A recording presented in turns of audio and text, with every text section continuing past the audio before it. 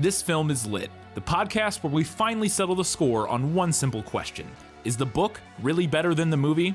I'm Brian, and I have a film degree, so I watch the movie, but don't read the book. And I'm Katie.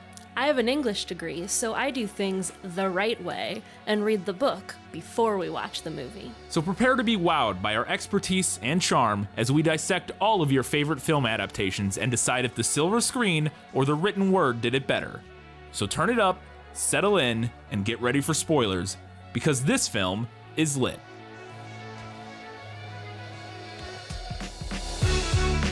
The visions are clear now.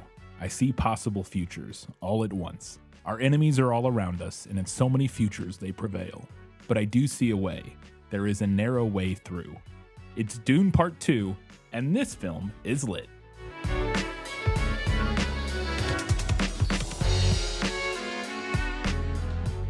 Hello and welcome back to This Film is Lit, the podcast where we talk about movies that are based on books. It's Dune Part 2. It's a switch episode, which means I read it this time. Katie did not. We have every single segment. Also, if you've ever joined us for a switch episode, I talk too much, so strap in. We have a lot to get to.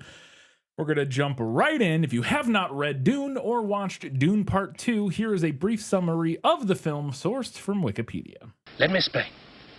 No, there is too much. Let me sum up. If you don't need a summary of the film, you can skip to 725. As Brian said, this is from Wikipedia. It is a summary of the movie, not the book. I understand that there are some differences based on our discussions. Yeah, that's what we've started doing recently is we just do the movie summary. So that way, So summary of the movie, and I will apologize in advance for what is surely about to be some butchering of Dune lingo. Also, if we know anything else about Wikipedia's movie summaries, it'll probably be wrong, slightly off, yeah.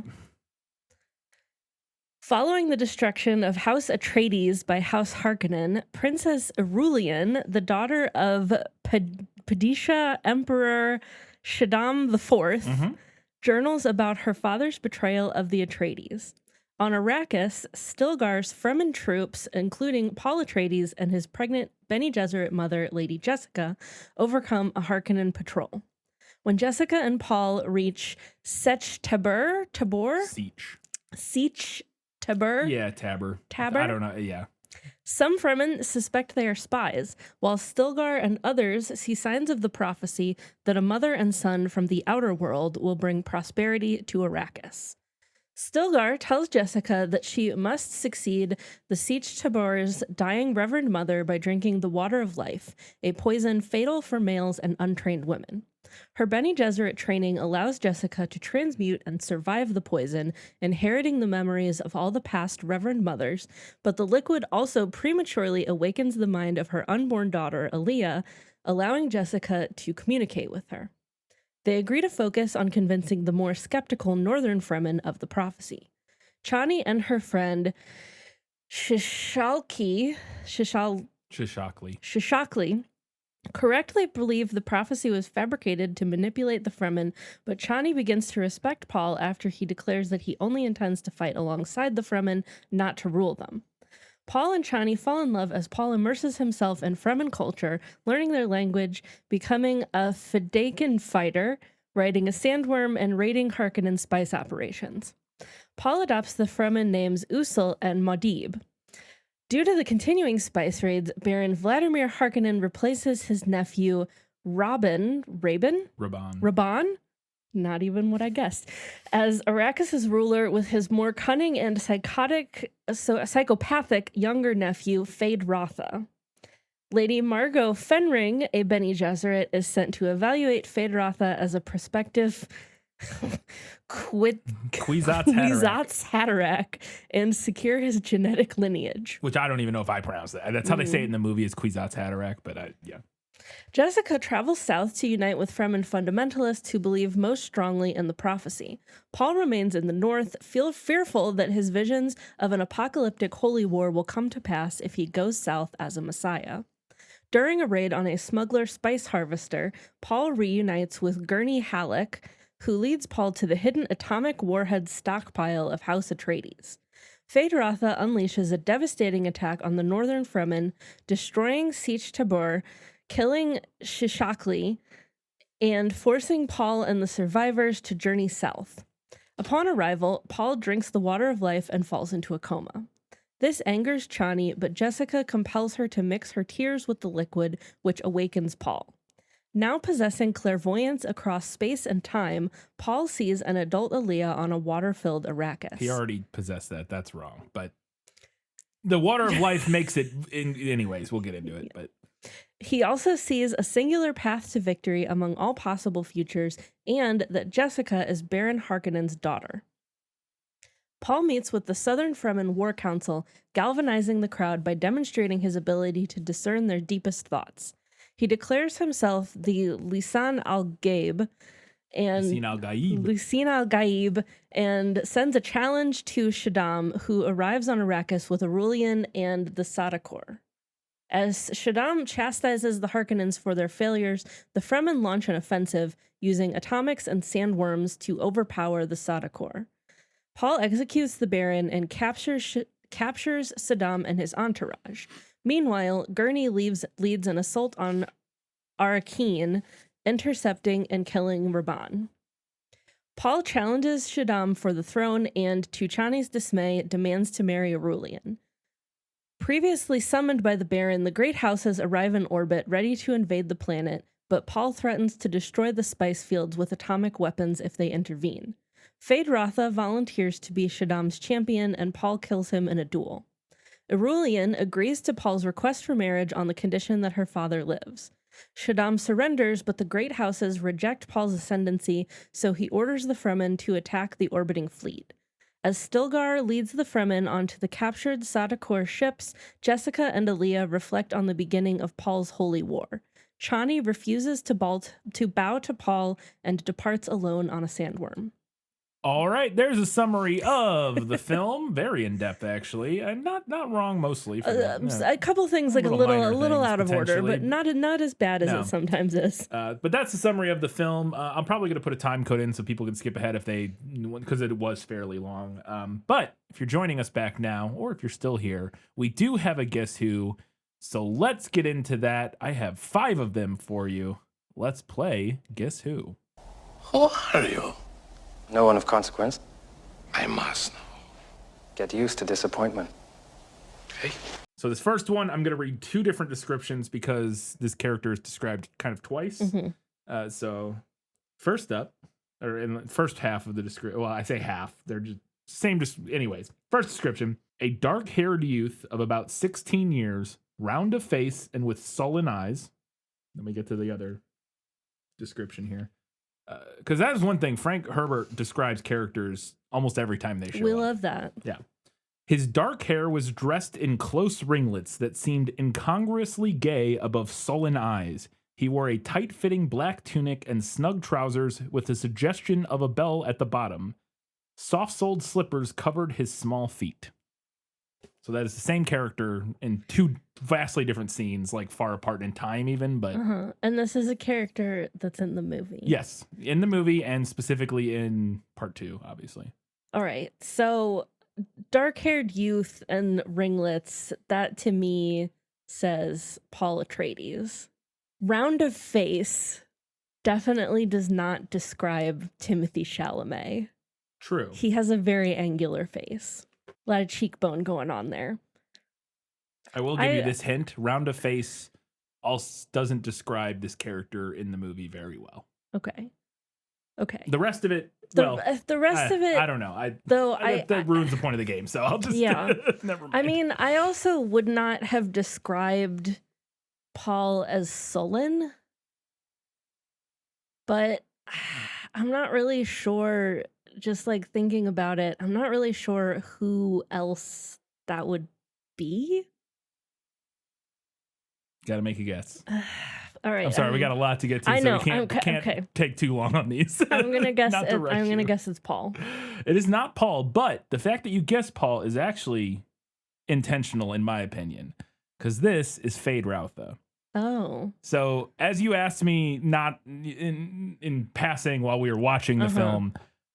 In the book, the Harkonnens have hair. Okay. They are not all bald, Right. like white, pale. Because I had questions if the Harkonnens were bald genetically or if they all shaved their heads. In the book, they have hair, so that's Okay. why. But the fact that you thought it was Paul is actually, I think, intentional because Fade is the spoil to Paul. He's lliterally the other, like, potential Kwisatz Haderach. Like, and we do find out they're related. They're related. They're cousins. They're bred from this. Yeah, they're both the result of the Bene Gesserit breeding program and stuff. So yeah, the fact that you just mistook Fade Routha for Paul is, a credit to what they're doing here, what Herbert's doing here in the book. All right, next one.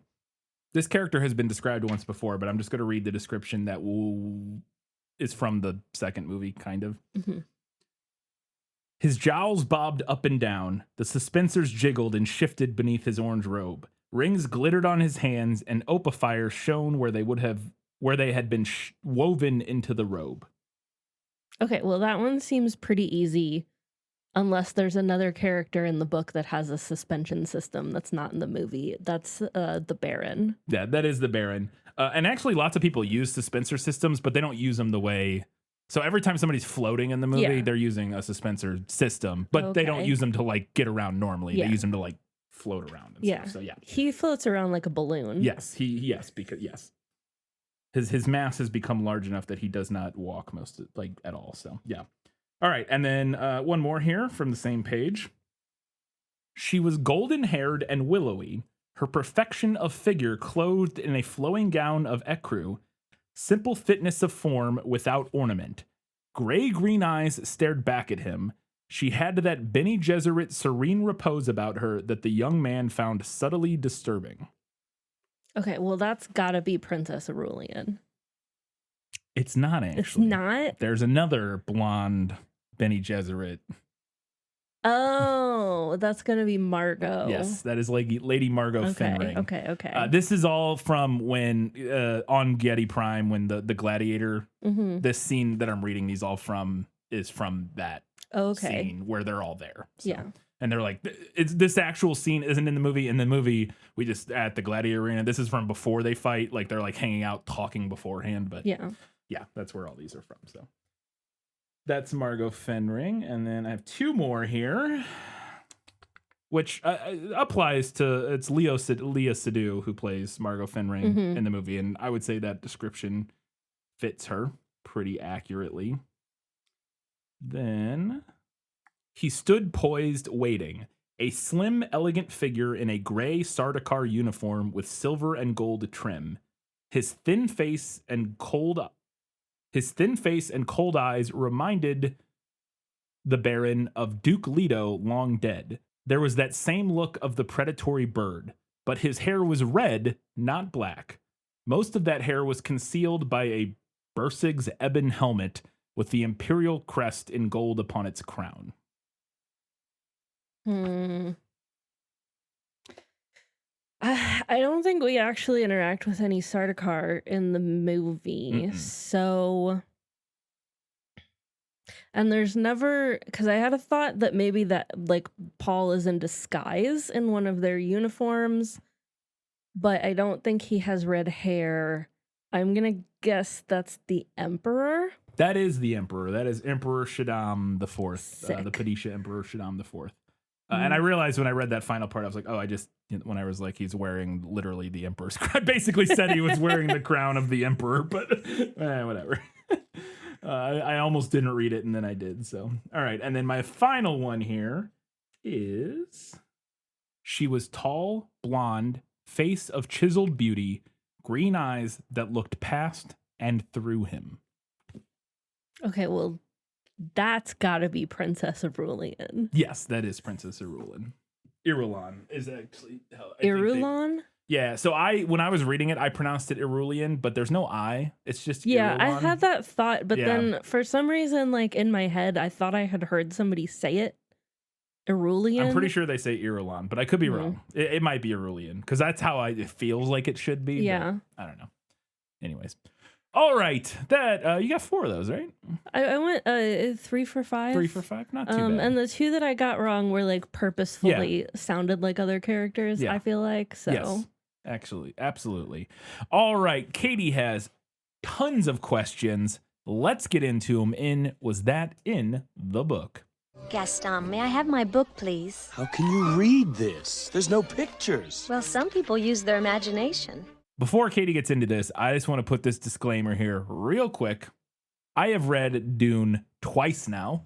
Once 3 years ago or whatever when we did Dune Part 1. Mm-hmm. And now just again for this. I have not read any of the other books in the series. I have not seen the 1984 movie. I have very cursory knowledge of Dune. I did some Googling. I did some other searching to help answer questions and stuff like that. And I'm going to do my best. But if I get stuff wrong, just throwing it out there now. It's a very lore-heavy book. And there's a lot of little details. And it's a tough one to talk about. So I'm sure to get some stuff wrong. Please extend me the grace of knowing that I'm doing my best.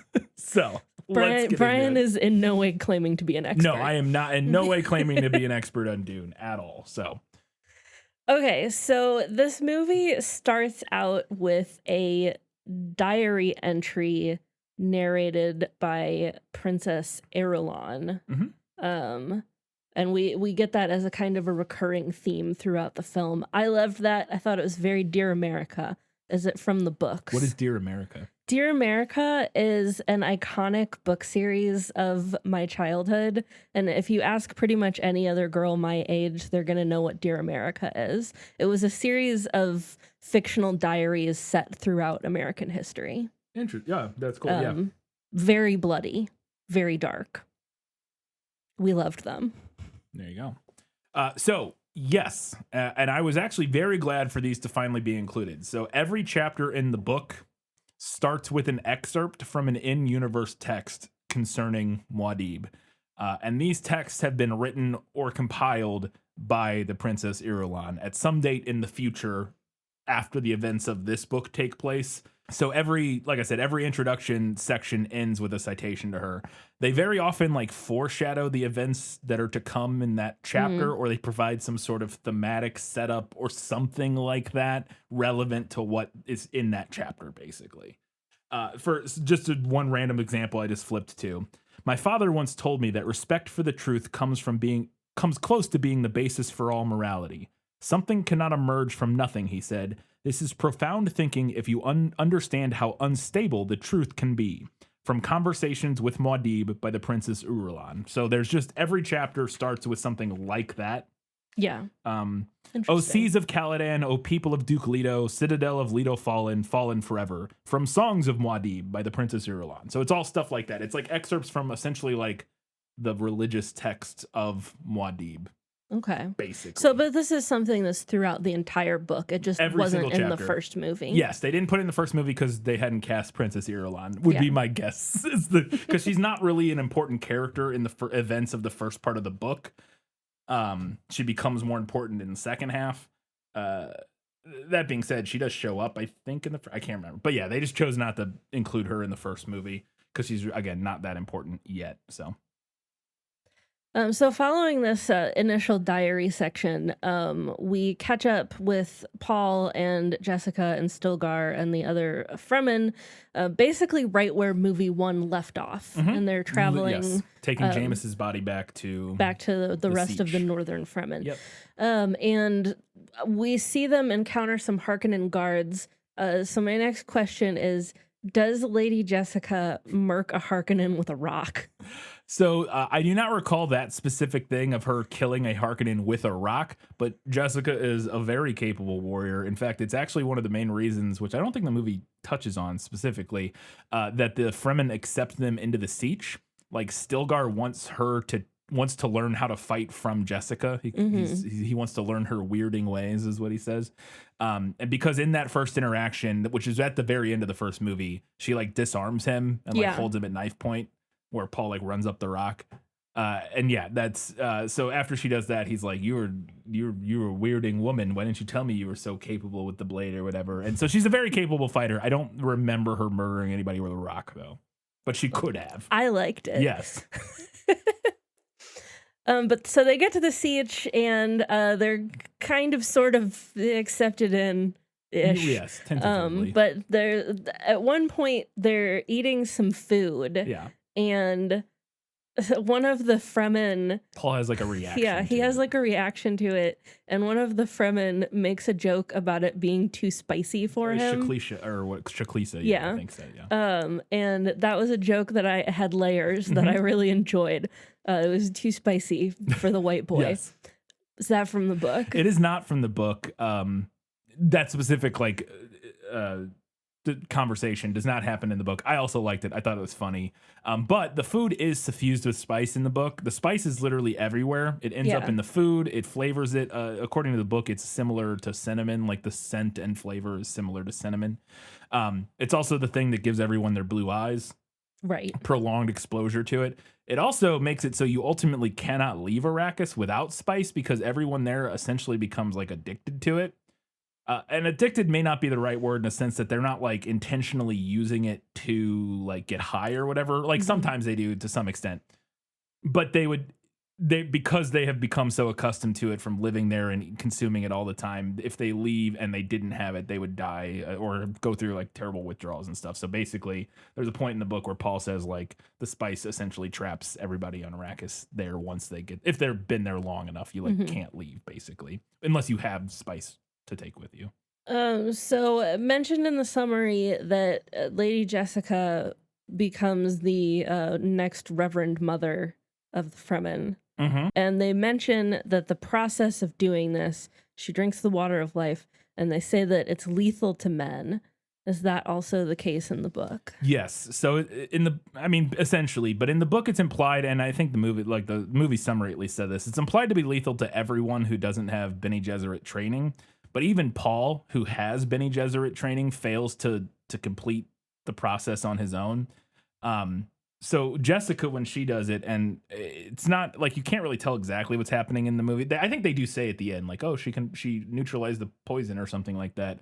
But Jessica survives by essentially using her Bene Gesserit training to slow down time for herself. Like they're able to like go into like this meditative state that essentially like, it's how it's described in the book, at least, is like time stops in order for her to do this. And then she's able to chemically alter poisons in her body and turn them into harmless things. It's just a thing Bene Gesserit can do. It's this weird power they've developed over millennia or whatever, is they can chemically deconstruct poison and make it harmless. And yeah, that's something Bene Gesserit can do. That's why she's able to do it. Paul tries to do it, kind of succeeds, kind of fails. Mostly fails. But yeah, that's the deal. And like I said, I think it would also kill women who weren't able to do that. I don't think it's just, but there's also the Bene Gesserit are all women. Right. Like, so. Yeah, because Paul is an anomaly. An anomaly, yeah. Speaking of Paul, so one of the whole things with him is that like maybe he's the foretold prophesied Messiah. Yes. The Lisan Gaib. Yeah. But he's, at least at the beginning of this movie, he's kind of like, nah, I don't want that. But does Paul saying that he is not the Messiah make some of the Fremen believe that he's the Messiah even harder? So the specific scene you're referencing here is the one where he's like, I'm not the Messiah. And Stilgar's like, he says he's not the Messiah. That proves it. It is written as is written or whatever, which is a great scene. I love that scene. Very funny and does, again, that specific scene is not in the book, but it does kind of capture a general vibe from Paul in the book, at least briefly throughout most of the book, in that he doesn't really want to become the Messiah. It's kind of messy and hard to explain. But Paul can see, he has visions of the future. And this includes the Holy War that he is responsible for bringing forth. And he is doing his best for most of the book to avoid this. He does not want to be responsible for bringing about this Holy War that will kill millions across the galaxy. I mean, as one should not. Yes. But he's also trying to take actions to avenge his family and destroy the Harkonnens and take back Arrakis and whatnot. And those two purposes are at odds, essentially. Ultimately, the point of this kind of him trying to deny being the Messiah ends up feeling a bit like the idea that you can't escape your destiny, that your terrible purpose, which is a phrase I'm going to use a lot because the book uses it a lot. This is what Paul kind of refers to the thing that he feels like his destiny, kind of like the thing that's pushing him towards this is this terrible purpose that he has. It pushes him forward towards the ends that he does not want, regardless of what he does. And at the end, he ultimately realizes that there's like literally nothing he can do to stop this, that it is just what's going to happen. In the book, at least. It's hard to tell in the movie if that's what the realization or not he comes to. But and now I don't remember. We might have talked about this in the Dune 1 episode. Is the book in first person perspective? Are we in Paul's perspective? Jump to it's like, I don't know what it's called. We jump to everybody's perspective. Third person unlimited. Okay, then yes, it's third person unlimited, which is a fascinating read. It's one of the only books I think I've read that does that. But you literally jump into the thoughts of like characters from sentence to sentence. You will be in Paul's head hearing his thoughts, and then you will jump into Jessica and hear her thoughts, and you'll like it. Yeah, it's primarily like the Harkonnens and stuff. I don't know if you ever jump into like Chani's head and stuff, but it may just be like the main characters, like the Harkonnens and well, I guess the Harkonnens, now that I say that, but spoilers, but yeah, you jump between perspectives. So it's not just from Paul's perspective or anything like that, but you do spend a lot of time in his head, like kind of parsing what is going through his mind, which is some of the harder stuff to parse in the book, which is him like having these weird consciousness expanding like brain gas. I don't even know how to it's so hard to explain like or describe, where it's like, you know, he's like having these visions, but it's all written very like poetically, and it's about like the time and the twisting in on itself and being a nexus. I don't even, again, without having read it, I don't know how really, or without having somebody just read it, I'm not really even sure how to describe it, but it is you are in his head for much of the book, but you also go into other people's heads, so, and perspectives. Okay. Back to Jessica real quick. So when she drinks this water of life, she's pregnant. Yes. And we knew that she was pregnant from the first movie. Yeah. And then, so she drinks it and she comes through that. And then it appears that Jessica and her fetus could talk to each other in the movie. Is that the case in the book? Okay, so it's finally time to talk about Aaliyah. I say finally, and we're not even that far into the episode yet. But so the answer to that is yes and no. In the book, there is a 2-year time jump right after Jessica takes the water of life and becomes the Reverend Mother. Like, that scene ends, and then we jump forward 2 years. Okay. After that time jump, Aaliyah, who is the daughter that Jessica was carrying, has been born. Right. So we actually see almost no time from her taking the water of life and while still being pregnant. So yeah, I mean, not nearly that much time passes in the movie because she's still pregnant at the end of it. Yes, yeah, like the whole movie takes place over the course of like 6 months, 7 months, something like that. Like I think she's probably very close to giving birth at the end of the movie. Would be the guess I have. I don't know. So more on the time jump later. I like showing us the stuff that happens during the time jump. Like I said, the film just kind of takes place over the course of like that 9 months or whatever. But we actually never get to Aaliyah being born. This is one of my biggest disappointments with the film, because there is a scene that we'll talk about later with Aaliyah that is hilarious and amazing, and it is not in the movie at all, that I can't wait to talk about. But to your question, Aaliyah is a tiny 2-year-old child that can talk and reason well beyond her years. And the water, because the water of life essentially turned her into like a little super Bene Gesserit. Like it sounds horrifying. So the movie having her being able to communicate with her mom in the womb feels reasonable. Yeah. Because she gets crazy powers essentially from the water of life. It's just that we never see that stage where she's pregnant after taking the water of life. But we do see Aaliyah as a 2-year-old that can walk and talk like an adult. So it feels like a reasonable assumption. Yeah, for the that film maybe to make. something like that would have happened during that 2-year period. But again, more on Aaliyah later, for sure. Okay. So we're kind of moving forward. Paul is hanging out with the Fremen and like really getting into their culture. And at one point, he gets a Fremen name, and as well as another name. Yeah, well, That's stuff from the book / can you explain that a little bit? yes. So the naming ceremony happens in the book right after his fight with Jamis, and they get accepted into the Siege. In the movie, it happens a little bit later after he learns to ride the sandworm. Or actually, it's maybe before the sandworm, but after they go on raiding it, whatever. It happens later once he's like earned his place. They give him the name, they give him a Siege name, which is Usul, which is what they do in the movie. And only those in Siege Tabor can use that name. It's like a secret, like family name kind of basically. Then he chooses another name, which is his name for the outer world, like for everybody outside of Siege Tabor basically. And that's when he asks what they call the little mouse that hops around in the desert, and they say it's called Muad'Dib, and that's when he chooses the name Muad'Dib, but he decides to keep Paul. He says, "Can I be Paul Muad'Dib so that because I'm still in Atreides, blah, blah, blah, can I keep?" And they're like, yeah, that's fine. And it actually in the book, and I don't remember if the movie does this or not, in the book, this like shocks Jessica when he asks like what the mouse is, and they're like, it's Muad'Dib, because really early on, Paul tells Jessica he's had these dreams about people like calling him Muad'Dib, basically. And so, so you mentioned Paul learning to ride the sandworms, which is a thing that I have many thoughts on for later. And one of the things that happens in the movie is that he calls a wild sandworm for the first time Shai Hulud, and everybody's like, "Whoa, that worm's really big." Yeah.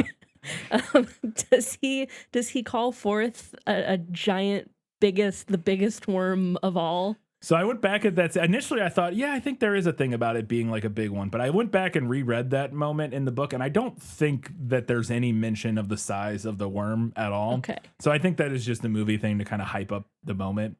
But I have a note here that I had this as like kind of a better in the movie scene. I'd say a movie nailed it, bordering on better in the movie. The scene where Paul mounts the sandworm in the movie, I thought was great. Some little details that aren't in the book that I really liked is that I actually love. So in the book, there's this thing called drum sand, which is a thing you actually will try to avoid, because if you step on it or walk on it, it draws a sandworm. Yeah. And it's that thing, I assume this is what they're basing in the movie, the thing where they like pound on the sand and they find a place where it like resonates, and that's where they put the thumper, which is what the little thing that lures the sandworm is called. So I liked in the movie that he has to find, because in the book they actually tell him, Stilgar's like, "Oh, you were too close. Did you not notice there was drum sand right next to you? If you would have stepped on that, you would have it would have been bad." Or I can't remember the exact details, but I like the movie tweaks it slightly and actually has that be a thing, how they actually use the drum sand to like call the sandworms, because it like amplifies the thumper. Again, the movie or the book does not make any reference to that like specific technique, I guess, which I thought was really cool and made a lot of sense in the movie. Also, a little detail that I really liked is how he puts it like halfway down the dune, and then the sandworm goes through the dune to like eat the thumper. And then that makes a ton of sense to me for getting onto it, because then you can like jump down onto it from the top of the dune. Which again, that is not described in the book, at least in the scene where Paul, he just like hooks onto the side of it and climbs up on top basically. Plus it gives you that extra dramatic like dive off the dune onto the worm. And I also love in the movie they add the little extendo hook things where they like stretch out. They have hooks that they use. That is how they ride the sandworms, but the part where they like turn into like grappling hooks and get really long, there's no mention of that in the book. I also really liked those, and I thought this whole scene was super cool, so I was a big fan. Okay, so continuing with my worm-related questions, one thing that really fascinated me in this movie was that the Fremen appear to use the worms as buses, or maybe trains would be more accurate. They like all pile on and use them to travel long distances. So is that the case? Yes, in the book. That is exactly what happens in the book. They all hop on worms together and ride around, even to the extent that they do in the movie, where they put Jessica on. It's called a leader or a light. I don't know how that. A litter. Litter I think is that it is, yeah. Where the thing that people carry royalty around in. Yeah. That's specifically described in the book. They strap one of those to the back of a sandworm when they take Jessica south or whatever. Right. And she's riding in that. When they do that later too, when they have all of the like injured people. Yeah. So yeah, that is exactly what they do. And we'll talk more about the specific sandworm riding later because you have some questions about it in Lost in Adaptation. But I'm so excited to talk more about it because I just think it's cool. So we'll get to it. Another thing that we find out in this movie is that Princess Rulian is also a Bene Gesserit. Is that also the case in the book? Because I was thinking, I was like, this feels like a conflict of interest. But then I was thinking about like historically the Catholic Church, and I was like, maybe not. This feels like a conflict of interest is true for every relationship in Dune. But I was just like, I was letting my distrust of religious institutions color my. But literally every relationship in Dune has some conflict of interest going on. It's like the whole point. But yes, she is Bene Gesserit. Although in the book it's not revealed until significantly later, from my memory. I actually really like the scene in the movie where her and the Emperor are discussing what to do about Muad'Dib. That is not in the book at all. We have no idea like what she knows about Paul before she basically, other than the little intro sections, which isn't really her, it's just like her relaying the Muad'Dib's writing or whatever. Or sometimes it's her writing, but it's about Muad'Dib or whatever. But we know what happens after the events of everything in the Dune books. So we don't really know like what her motivations and stuff is. And she just shows up at the end. She's in like one or two other scenes before that. But basically, I think, and maybe even not, she just shows up at the end of the book in that throne room scene. She's just there, and that's like our first introduction to her. And the movie decided to put her through a little bit more. Yeah, so that we kind of set her up and like what her motivations and stuff are. And so I liked having those scenes in there. I liked setting her up as a Bene Gesserit because, like I said, in the book we just find almost nothing out about her other than at the very end we like find out she's Bene Gesserit. Okay. Speaking of Bene Gesserit, there's a moment where she's talking to the main Bene Gesserit lady, the Reverend Mohim, whatever her name. Yeah. I can't remember her full name. The Pope of the Bene Gesserits. She is, and she's also specifically the Emperor's like truthsayer. Because that is another skill that the Bene Gesserit have, which I don't know if you noticed that in the movie. They can tell when people are lying, or some of them can tell when people are lying, and so the Emperor keeps her around to like listen to conversations and tell him if people are lying to him or not. So they're discussing kind of some of like the machinations that the Bene Gesserit have put out into the world. And Princess Irulan says something about, so you're just like hoping that it'll happen the way you want it to. And she responds, we don't hope, we plan. We're Bene Gesserit. We don't hope, we plan. And I was wondering if that line was from the book. So her name is Reverend Mother Mohim. Mohiam, but so that line is not in the book. I had a PDF of this, so I was able to search it, and I did a lot of different iterations, and I also didn't remember it, but I also couldn't find it. I even did some Googling and could not find a reference to it in the book. Everything I found was movie references to it. So I'm pretty confident saying it's not in the book, but it's a great line in my opinion, and it like perfectly sums up the Bene Gesserit. That is their whole thing, is they just have plans on plans that extend millennia. Like that's just all they do, is they sprinkle seeds and they set up things, and then they, you know, put them into action slowly over thousands of years or whatever. So that not in the book, but very accurate to what the Bene Gesserit are. Okay. So now at this point in the movie, we meet Feyd-Rautha, played by bald Austin Butler. Yes. And I called him Austin Butler throughout my notes because I didn't know how to spell Feyd-Rautha. It is, their names, the names in this, so most of them, other than Duncan, Idaho, are pretty tough. Well, that's Paul, the funny thing about this whole thing to me, is that everybody has like extremely fantasy property names. And then you have like Paul and Jessica. One of my favorite things is, and I didn't mention it, it's just, you made me think of this, is there's in the Fremen, most of them have names like Stilgar, Chani, vaguely Middle Eastern inspired names. I don't know. sounding. Again, I'm not saying they are. I'm just saying like vaguely to a Western ears inspired by like Middle Eastern African names. And we find out at one point, one of the Fremen, like Jamis is another one. One of the Fremen's name is just Jeff. So I think it's just a thing that, and here's the thing, even with Duncan, Idaho, people like to make fun of that. I think the thing is that because this universe is our universe, 10,000 years in the future, Right. like this all plays, I think this takes place literally in like the year 10,000 roughly. So 8,000 years in the future. The idea is that the names of people, like cultures have certain types of names, Right. but there are also just weird art, like names from history that some people have that are just like how some of people in our time have, like if you showed somebody from 1,000 years ago from England or whatever, the names of some of our people, most of us would probably have names that they wouldn't even recognize or understand, but every now and then they'd see a person that had a name that was like something from their you know what I mean, culture 1,000 years ago. Yeah. You get what I'm saying? Yeah. And so I think that's what Frank Herbert is doing with that, where sometimes there's just people with weird names that don't seem like they fit in, but are just like weird relics of the olden times or something. Anyways, yeah. Sorry. Okay, so Fade Rotha, we meet him, and one of the other Bene Gesserit, Lady Margot, Yes. is after him, and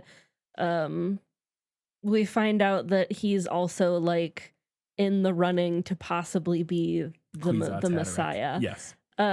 Does he also get tested with the pain box? And follow-up question, does Lady Margot then get pregnant by him at the behest of the Bene Gesserit? So the pain box test, the Gom Jabbar, which the box is not called the Gom Jabbar, the needle is, but people just refer to the whole thing as the Gom Jabbar. So I don't know. It's one of those complicated things. But yes, her administering the Gom Jabbar to Fade Rotha is not in the book. Okay. But I actually really liked adding that here because it does more concretely establish to the viewer, the reader, the watcher in this instance, that Fade Rotha is, and the movie does it in other ways more explicitly, but it's not as explicit or obvious in the book that Fade Rotha is also like one of the potential, end results of the Bene Gesserit breathing. Eventually it's revealed kind of towards the end of the book that that's the case. But I love the movie seeding more of that throughout, and specifically this scene, because it really immediately drives home like what's going on here to the viewer, because we saw them do it to Paul in the first movie, and it also just very clearly juxtaposes Fade and Paul as kind of two sides of the same coin. So I really loved adding the Gom Jabbar test there, not in the book.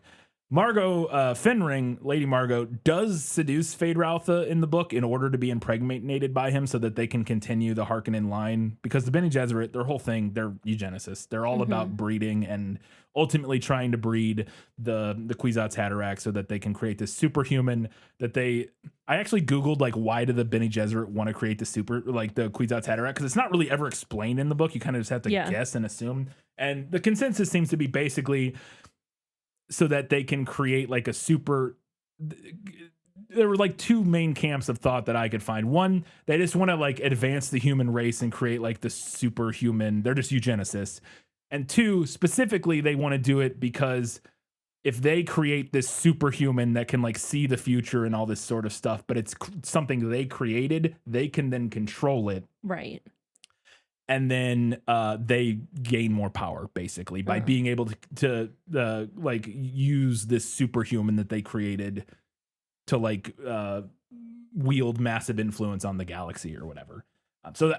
Anyways, so we don't actually get the scene between like Margot and Fade Rotha where they're like in her bedroom and like it's clear they're gonna have sex.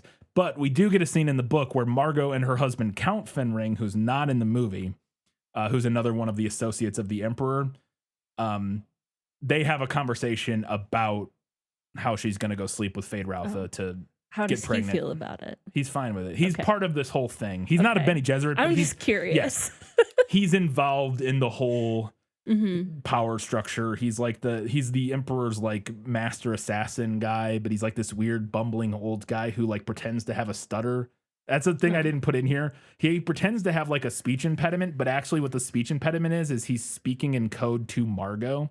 Oh, so like during conversations, he'll be like, he'll like stutter and people think he's an idiot, but he's actually like saying things in code to Margot, like who's with him. It's a really interesting, cool dynamic that I kind of wish they included him in the movie.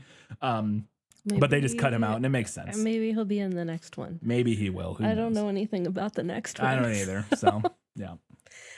So then Margot after doing this meets up then with what was Bene Gesserit lady again? Mother Mohim. She meets up with Mother Mohim as well as Princess Irulan, and they're talking about Phaedratha, and she describes him as being sexually vulnerable. Easy to control because he's sexually vulnerable. Is that from the book? That is not in the book, but also very good. It was a better in the book moment for me. It's also one of the things that alludes to why the Bene Gesserit are okay with destroying House Atreides.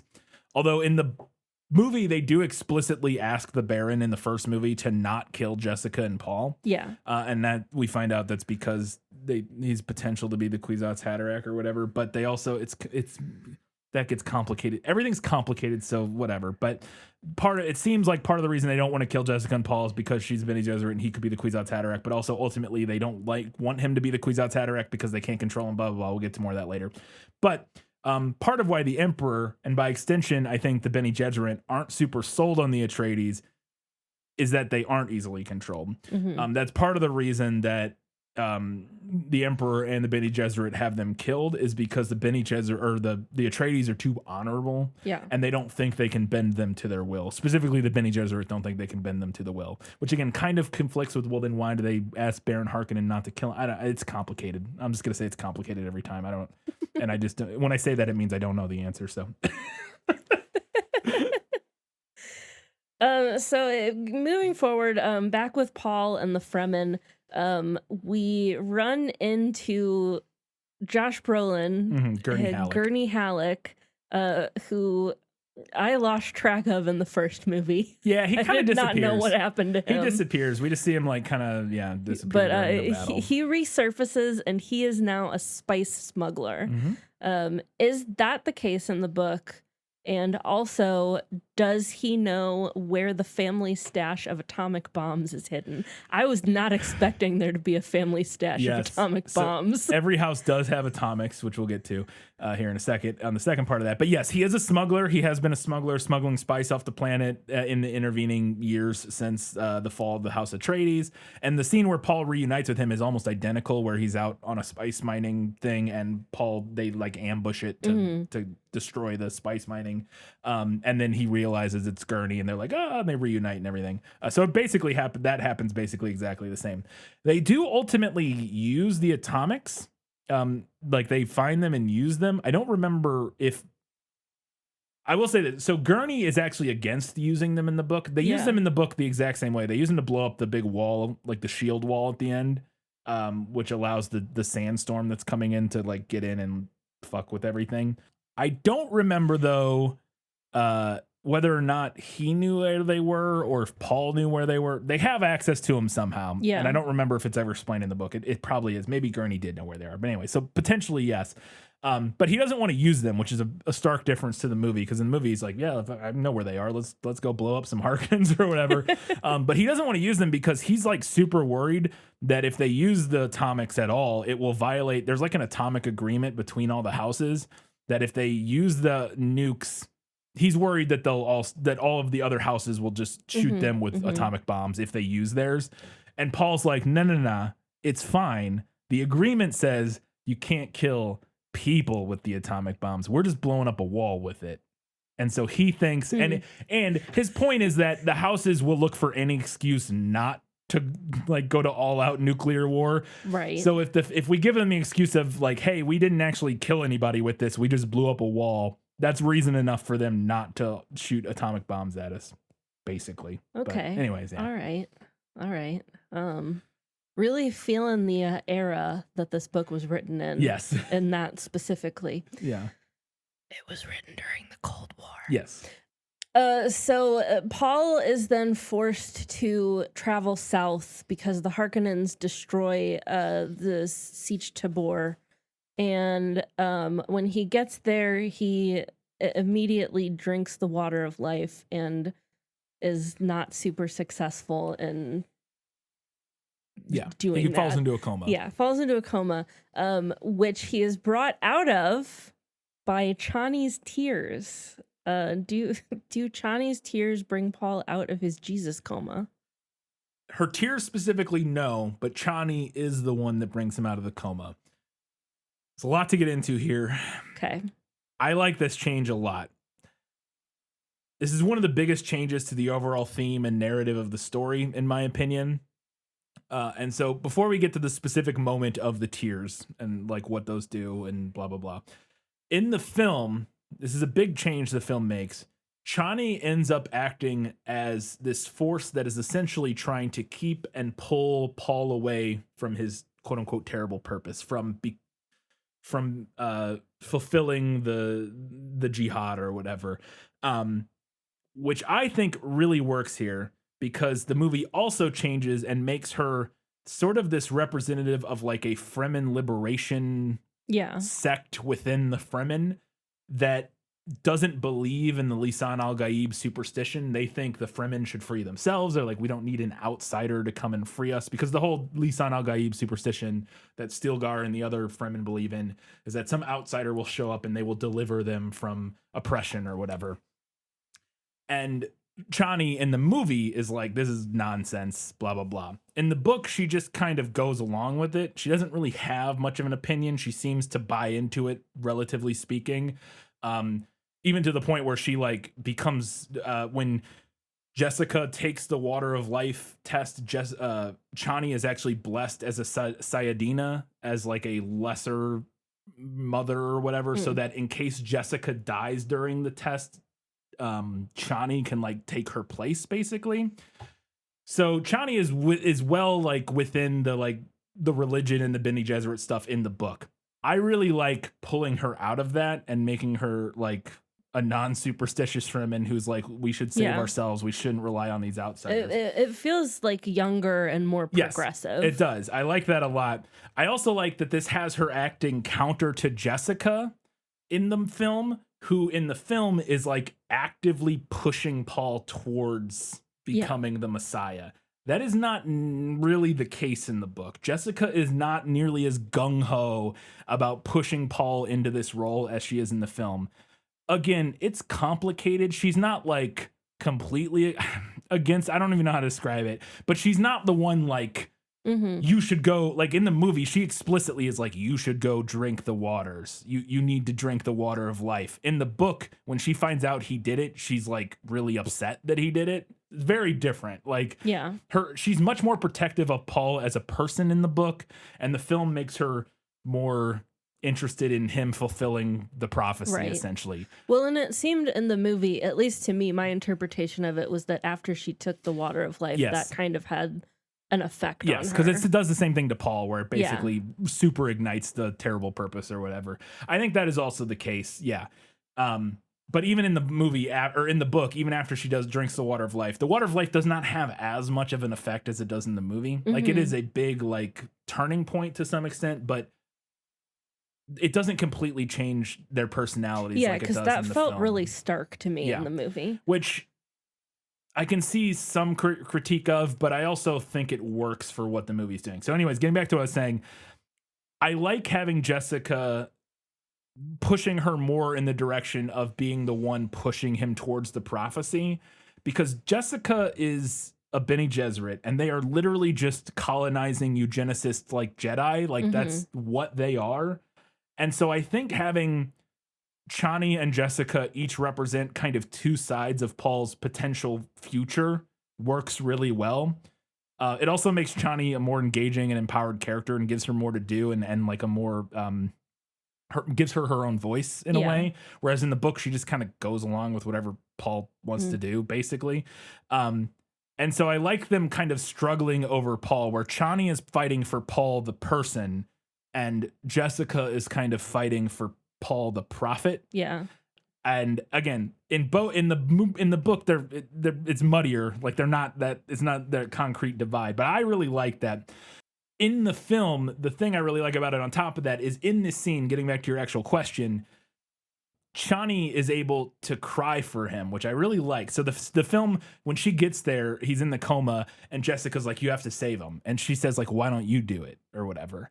And I don't know if you got what was going on here, but when we find out that she cries and the tears mix with the water of life, and that essentially creates like the like an antidote yeah. For lack of a better term. And they say like, oh, her desert spring tears, and this is what brings them back.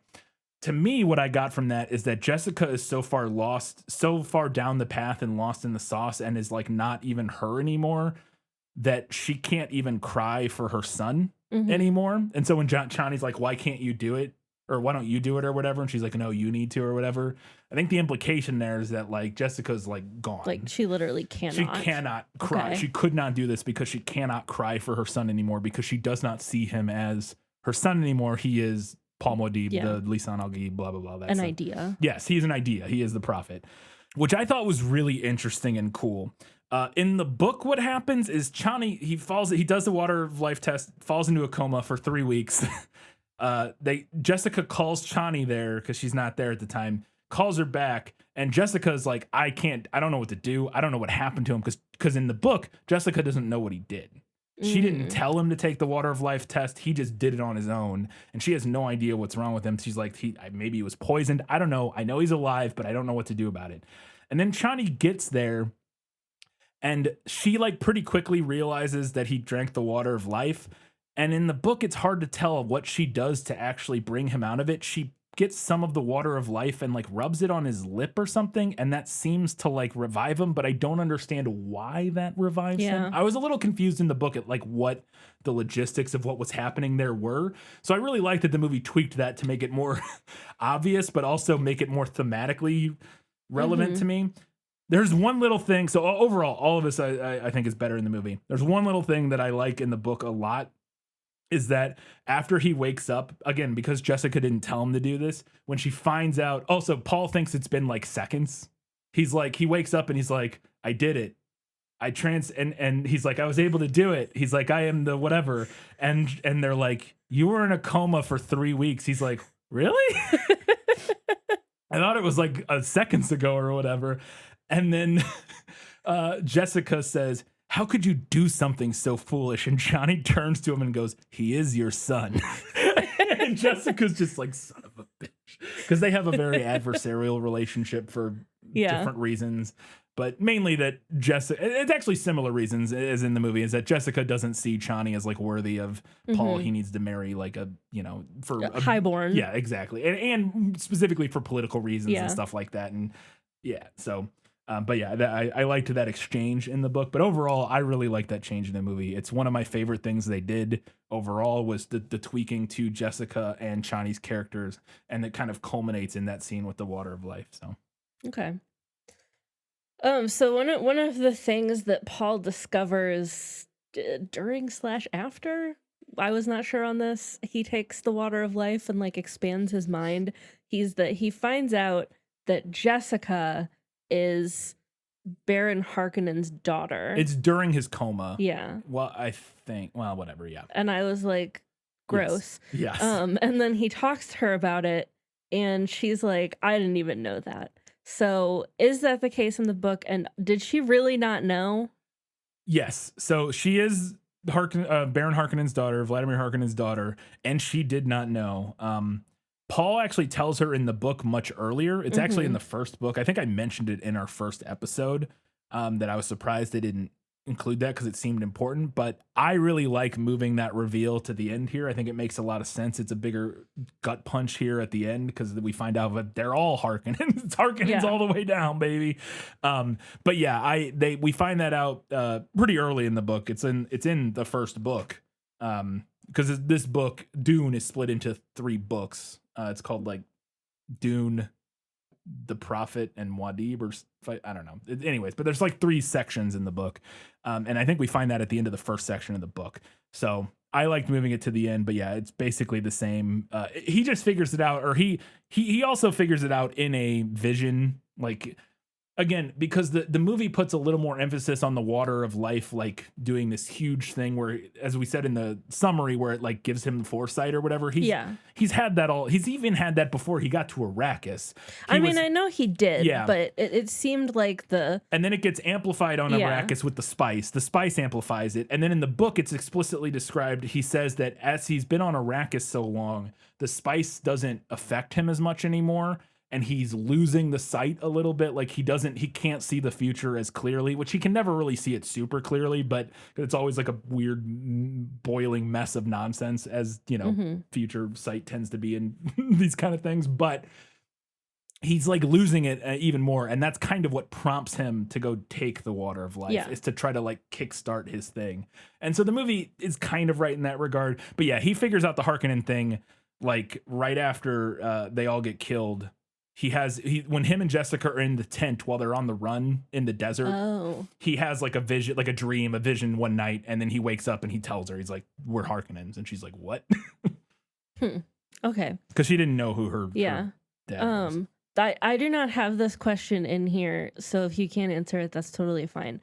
Does the book talk about like why she doesn't know, like what happened there, and also does the Baron know? The Baron does not know. I don't think. That's a good question. I don't know the answer to this.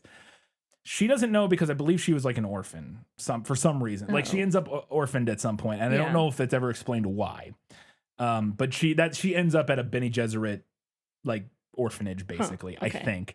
And I don't believe Vladimir Harkonnen knows, but I could be wrong about that. But I don't think he does. Okay. I don't think he does, because it is also a revelation to Fade Routh at the end when Paul calls him cousin. That's also from the book, like that he's not aware, and I don't think Baron Harkonnen is, but he might be. I don't know. I don't know for that sure. Okay. Well, if you know, let us know. Okay, so Paul has ascended now, I guess. And he's kind of decided to whip up the Fremen into a frenzy and get them to go to battle. Yeah, rally his religious mob. Yes. And they have this whole thing where he can only take leadership if he kills the current leader, which is Stilgar, and he doesn't want to do that. And one of the things that he says is, "Do you smash a knife before battle?" Yeah. And I liked that line. I wanted to know if it was from the book. That exact line is in the book and is a part of that big speech Paul gives. Although the book kind of combines, I think, like 2 speeches there, but essentially yes. And that exact line is, and he is attempting to explain to the Fremen why he won't fight Stilgar, because they're all like, they want him to become the leader. And they're like, you got to fight and kill Stilgar. And he's like, I don't know. I'm not going to. I need Stilgar. Yeah, that seems stupid. Yeah, exactly. And he, he's like, I'm not going to do it. And like, it even gets to the same thing where he's like, Stilgar's like, no, we should fight. Like, let's fight and you'll kill me because you're better than me. And Paul goes, I won't. I'll let you kill me. I won't fight you. He's like, I won't do it. And then he basically is like, we can't do this. We're blah, blah, blah. And he ends the speech with this big rah-rah moment where he's like, we need to stop killing each other and start killing Harkonnens. And everybody's like, hell fuck yeah. Yeah. Hell yeah. Yeah. Okay. My next question was in all caps because this was a revelation to me. I did not know this. Is Dune the name of the planet? Yes. Yes, it is. So this is revealed on like page 1 of the book. Oh. But I really loved saving the title drop for the end of this big speech scene. Oh, they sat on that one. They saved it till like the end of the second movie. Yes. Dune is the native word or the native name, the Fremen name for Arrakis. Arrakis is what the Empire calls it, is what Offworlders call it. But yes, it is called Dune by the people there. Okay. All right. Another line by I keep forgetting her name, Mother Mohim. Reverend Mother Mohim. Reverend Mother Mohim. She says to Princess Aurelian, Princess Aurelian says something to her about like, did you plan all of Yes. this? And she says, of course I did. How else could it have happened? Yeah. Is that from the book? So I think the scene is at the end in the throne room or something like that, where they're talking about like the possibility of her father losing the throne, I think. And she's like, did you plan all this? And he's like, of course I did. How else would it have happened? That exact line, again, from what I could find, not in the book, but again, captures perfectly the spirit of the Bene Gesserit and the way they have their hands and everything. And everything that happens is at least somehow part of their plan. Maybe not explicitly, but like they've usually had their fingers in it in some capacity. So I thought it was a great line. Loved it a lot. Better in the movie, but not in the book. Okay. So we're moving forward with this.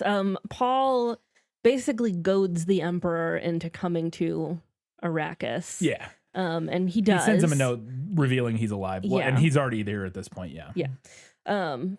So Emperor goes, Princess. I'm just gonna keep saying Aurelian because I cannot remember. I like it more. I think it sounds better. So go for it. And then they like launch their whole offensive. And then in the movie, Paul comes like striding in to the throne room, all cool, and like, look at me, I'm super cool, and executes Baron Harkonnen, who's already been incapacitated. Pretty much. The Emperor, the Sardaukar, like cut his breathing apparatus and his suspensors. He's kind of just like sitting there twitching, crawling on the floor. But Paul comes striding in and executes him, and Phaedratha appears to like get off on it. Yeah. Is any of that from the book? No, and I guess it's time to talk about my favorite scene that isn't in the film. In this film, I mentioned in the first one the dinner scene, and I on rereading that dinner scene in the first movie, I will never not be mad that didn't make it in to the first movie, because it's my favorite scene in the first half of the book, and this was one of, if not my favorite scene in the second half of the book. It's time to talk about Aaliyah again. So, as I mentioned earlier, Aaliyah is a child. Yes. I mean, a toddler. A toddler, right? like a 2-year-old who can walk and talk like an adult. And we find out that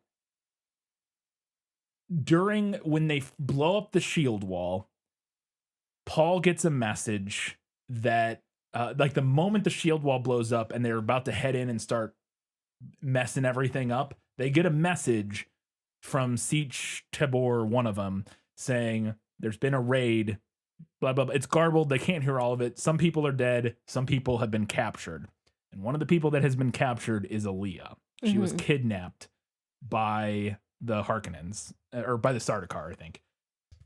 And so when we get to this scene in the throne room, Paul is not here yet. This is before he's made it to like the throne room. It's just Baron Harkonnen is... So there's a scene in the movie where the Emperor calls Baron Harkonnen in, and he's like, what do you know about this Muad'Dib? Yeah. Do you know who he is? All that. That's this scene. That's actually the scene where Baron Harkonnen dies. And he's asking him all these questions, and then he brings out Aaliyah and goes, do you know who this is? And this little 2-year-old comes out and just starts shit talking everybody in the room. It is the funniest. I just have to read some of this, because for people who have only watched the movie, and we'll get to why this isn't in the... I understand why the movie did not do this, but man, I wish they had. The Emperor cleared his throat to speak, but the child spoke first, a thin voice with traces of a soft palate lisp, but clear nonetheless. So here he is, she said. She advanced to the edge of the dais. He doesn't appear much, does he? One frightened old fat man too weak to support his own flesh without the help of suspensors. It was such a totally unexpected statement from the mouth of a child that the Baron stared at her, speechless in spite of his anger. Is it a midget? He asked himself. My dear Baron, the Emperor said, become acquainted with the sister of Muad'Dib. The sister? The Baron shifted his attention to the Emperor. I do not understand. Blah, blah, blah, moving on some. The child sat down on the dais beside the throne, dangled her feet off the edge, kicking them. There was such an air of sureness in the way she appraised her surroundings. The Baron stared at her kicking feet, the way they moved the black robe, the wink of sandals beneath her feet. She admits that she allowed herself to be captured. I'll explain why here in a second because I haven't got to that point yet. Silence, and he's yelling at Baron here. Silence, the Emperor roared. He pushed himself forward on his throne. Do not abuse my intelligence any longer. You stand there in your foolish innocence and majesty, the old truthsayer said. He waved her to silence. You say you don't know about the activity we found, nor the fighting qualities of these superb people. He's talking about the Fremen. The Emperor lifted himself off the throne. What do you take me for, Baron? The Baron took 2 steps back. Blah, blah, blah. And this fake dispute with Duke Leto, the Emperor purred, sinking back into his throne. How beautifully you maneuvered it. Majesty, what are you? Silence, the old Bene Gesserit put a hand on the Emperor's shoulder, leaned close to whisper in his ear. The child seated on the dais stopped kicking her feet. And make him afraid some more, Shaddam. I shouldn't enjoy this, but I find the pleasure impossible to suppress. Quiet, child, the Emperor said. He leaned forward and put a hand on her head, staring at the Baron. Is it possible, Baron? Could you be as simple-minded as the truthsayer suggests? Do you not recognize this child, daughter of your ally, Duke Leto?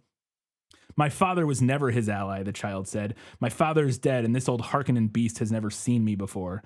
The Baron was reduced to stupefied glaring. When he found his voice, it was only to rasp, Who? I am Aaliyah, daughter of Duke Leto and the Lady Jessica, sister of Duke Paul Muad'Dib, the child said. She pushed herself off the dais, dropping to the floor of the audience chamber. My brother has promised to have your head atop his battle standard, and I think he shall. Can you imagine a little tiny 2-year-old shit-talking Vladimir Harkonnen? It would be incredible. It would be incredible. Be hushed, child, the Emperor said, and he sank back into his throne. I do not take the Emperor's orders, Aaliyah said. She turned and looked up at the old Reverend Mother. She knows. The Emperor glanced up at his truthsayer. What does she mean? That child is an abomination, the old woman said. Her mother deserves a punishment greater than anything in history. Death. It cannot come too quickly for that child or for the one who spawned her. The old woman pointed a finger at Aaliyah. Get out of my mind. Telepathy, the Emperor whispered. He snapped his attention back to Aaliyah. By the Great Mother. You don't understand, Majesty, the old woman said. Not telepathy. She's in my mind. She's like the ones before me, the ones who gave me their memories. She stands in my mind. She cannot be there, but she is. And that's because the water of life kind of, we'll put this in Avatar The Last Airbender terms, when Aang like communes with all of the past avatars. Yeah. The Reverend Mother, when you do the Water of Life test or become a Reverend Mother, you like commune with all the previous Reverend Mothers. Okay. And so because Aaliyah was in her, she got that. She got that as well. So she's like in the mind of all the Reverend Mothers. Blah blah blah. The old woman straightened, lowered her pointing hand. I've said too much, but the fact remains that this child, who is not a child, must be destroyed.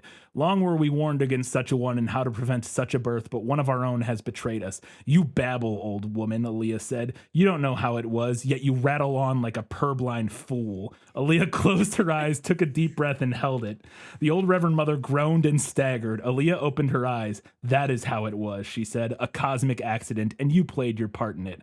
The Reverend Mother held out both hands, palms pushing the air toward Aaliyah. What is happening here? The Emperor demanded. Child, can you truly project your thoughts into the mind of another? That's not how it is at all, Aaliyah said. Unless I'm born as you, I cannot think as you. Kill her, the old woman muttered and clutched the back of the throne for support. Kill her, the sunken old eyes glared at Aaliyah. Silence, the Emperor said, and he studied Aaliyah. Child, can you communicate with your brother? My brother knows I'm here, Aaliyah said. Can you tell him to surrender as the price of your life? Aaliyah smiled up at him with clear innocence. I shall not do that, she said. The Baron, I'm almost done, I promise, but it's too good. The Baron stumbled forward to stand beside Aaliyah. Majesty, he pleaded, I knew nothing of. Interrupt me once more, Baron, the Emperor said, and you will lose the power of interruption forever.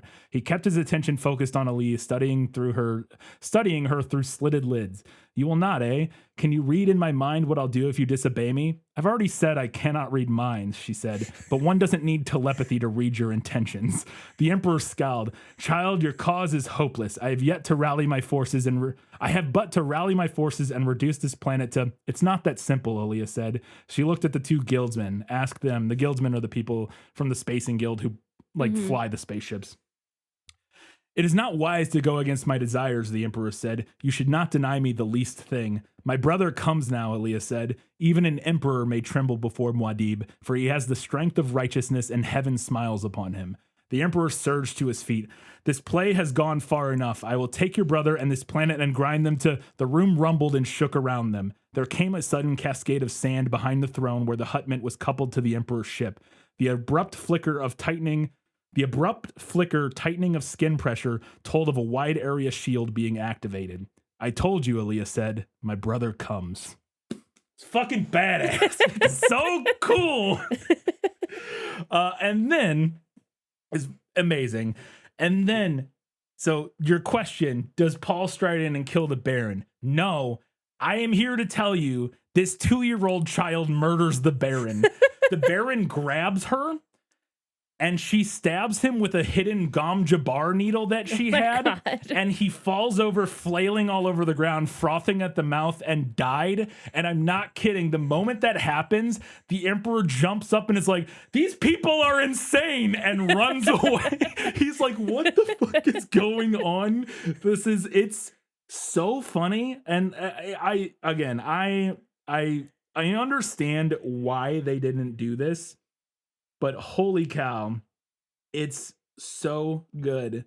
I'm sorry, grandfather, Aaliyah said. You've met the Atreides Gom Jabbar. She got to her feet and dropped a dark needle from her hand. The Baron fell back. His eyes bulged as he stared at a red slash on his left palm. You, he rolled sideways in his suspensors, a sagging mass of flesh, supported inches off the floor with head lolling and mouth hanging open. These people are insane, the Emperor snarled. Quick, into the ship. We'll purge this planet of every one of them. It's so funny. So here's the thing. Totally understand why the movie thought including a talking 2-year-old was maybe not tonally a fit for this movie, but to that I say cowards. I was so disappointed when Aaliyah did not show up and that scene did not play out at least somewhat similarly to that. Mm-hmm. I think what the movie does is fine. And I understand why they did it. Give your main character more of a big moment. But sure. Man, that was the most fun I had reading this book, was like that whole sequence, which I enjoyed reading this book a lot, but that really got me. Anyways, sorry. Moving on. Okay, so my next question. We see shortly after this in the movie, but Gurney confront Raban. Yes. And it seems like they're gonna have like a big fight, but then Gurney kind of just dispatches him like really quickly and easily. Is that what happened in the book? Again, no. And this is another decision that I'm not sure I like. So the end of this movie, I was loving this movie, and I still ultimately really liked it. And we'll get to it. These are like the two changes, the no Aaliyah, and then this, and what it sets up for the end, was like my least favorite parts. But I talked about in the first episode, there's this big setup early in the book between Gurney Halleck and Raban, because Raban killed Gurney Halleck's like sister and is responsible for the scar on his face. They've had this history that we don't really know much about, but Gurney mentions it every now and then, and he has this vendetta against Raban. And I had joked about how I could I talked a lot in the first episode about how this felt so Game of Thrones to me, and how clearly Game of Thrones was inspired by a lot of this. And this reminded me of like the Clegane Bowl with the Hound and the whatever. It was actually kind of crazy to me when I read it the first time, and this time again, Raban just dies off screen in the book. We find out later that he's dead, but we don't see it happen. We don't know who kills him. He's just in the fighting somewhere. He dies. This is important because when we get to the final scene at the end where Paul fights Fade Routha, in that scene, Gurney wants to kill Fade Routha because he tells because he didn't get to kill Raban. And he's like, you told me I could kill Raban. I didn't get to kill Raban. Can I fight Fade Routha and kill him? And like at the end here. And then Fade calls for a Conley, which is like basically like an honor duel or whatever. And Paul could have Gurney be like his champion or whatever. Yeah. But he doesn't let him do it. And Gurney is furious about this in the book. He's very annoyed that Paul won't let him fight Fade Routha because he didn't get to kill Raban. He didn't get to kill like really anybody. Everybody is like, Paul, do not fight Fade Routha. This is stupid. Don't do this. Let Gurney do it. And Paul's like, no, I have to do this. And to me, that's a big moment in the book that seals Paul's fate. Yeah. Is he turns down the wishes of one of his best friends and mentors who he has promised this thing to, and he does it kind of out of pride, ego, whatever.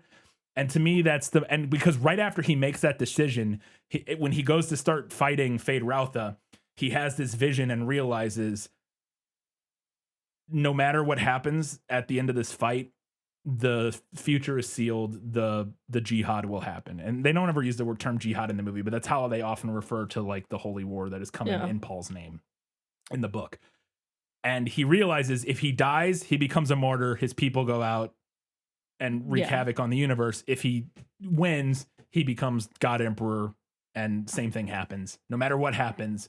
But it's the moment he gets into that fight where he realizes that. And to me, that signals that is like maybe the turning point where had he allowed Gurney to fight Fade Routha, maybe this all could have been avoided. Maybe not. I don't know. But the thing that's super interesting to me is that by in the movie having Gurney kill Raban, it takes away all the weight from that scene later. Yeah. Because Gurney in the movie does ask, I'll do this. He does say like, oh, let me be your champion. Yeah.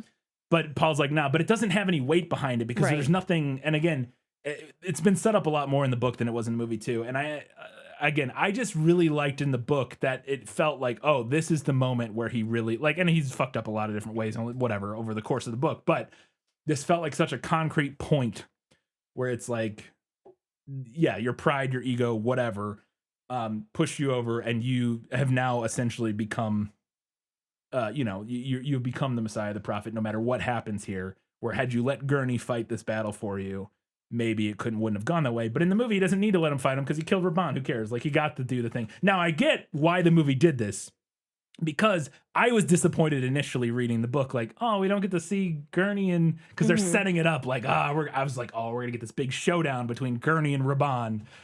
And then, so the movie gives us that kind of, it is very quick. Yeah. Which the idea is that Raban's like mostly talk. He's not nearly as powerful as or strong as he, pretends to be. But yeah, I didn't really like that. It felt to me like cheap fan service for like somebody who hadn't really thought about why Gurney doesn't kill Raban. It just felt like, well, we've been setting this up and people want to see this because Gurney, let's see the Gurney fight Raban, but it means so much more for the final scene, and so I didn't like having him kill him there. Anyways, that's my take on that. Sorry, I'm going to try to be less verbose. I'm failing, but during this like confrontation scene, does Paul get to use the voice capital V on Mother Mohim? Mother Mohim? Yes, they have a much longer conversation in the book where he berates her for a while, but ultimately it does end.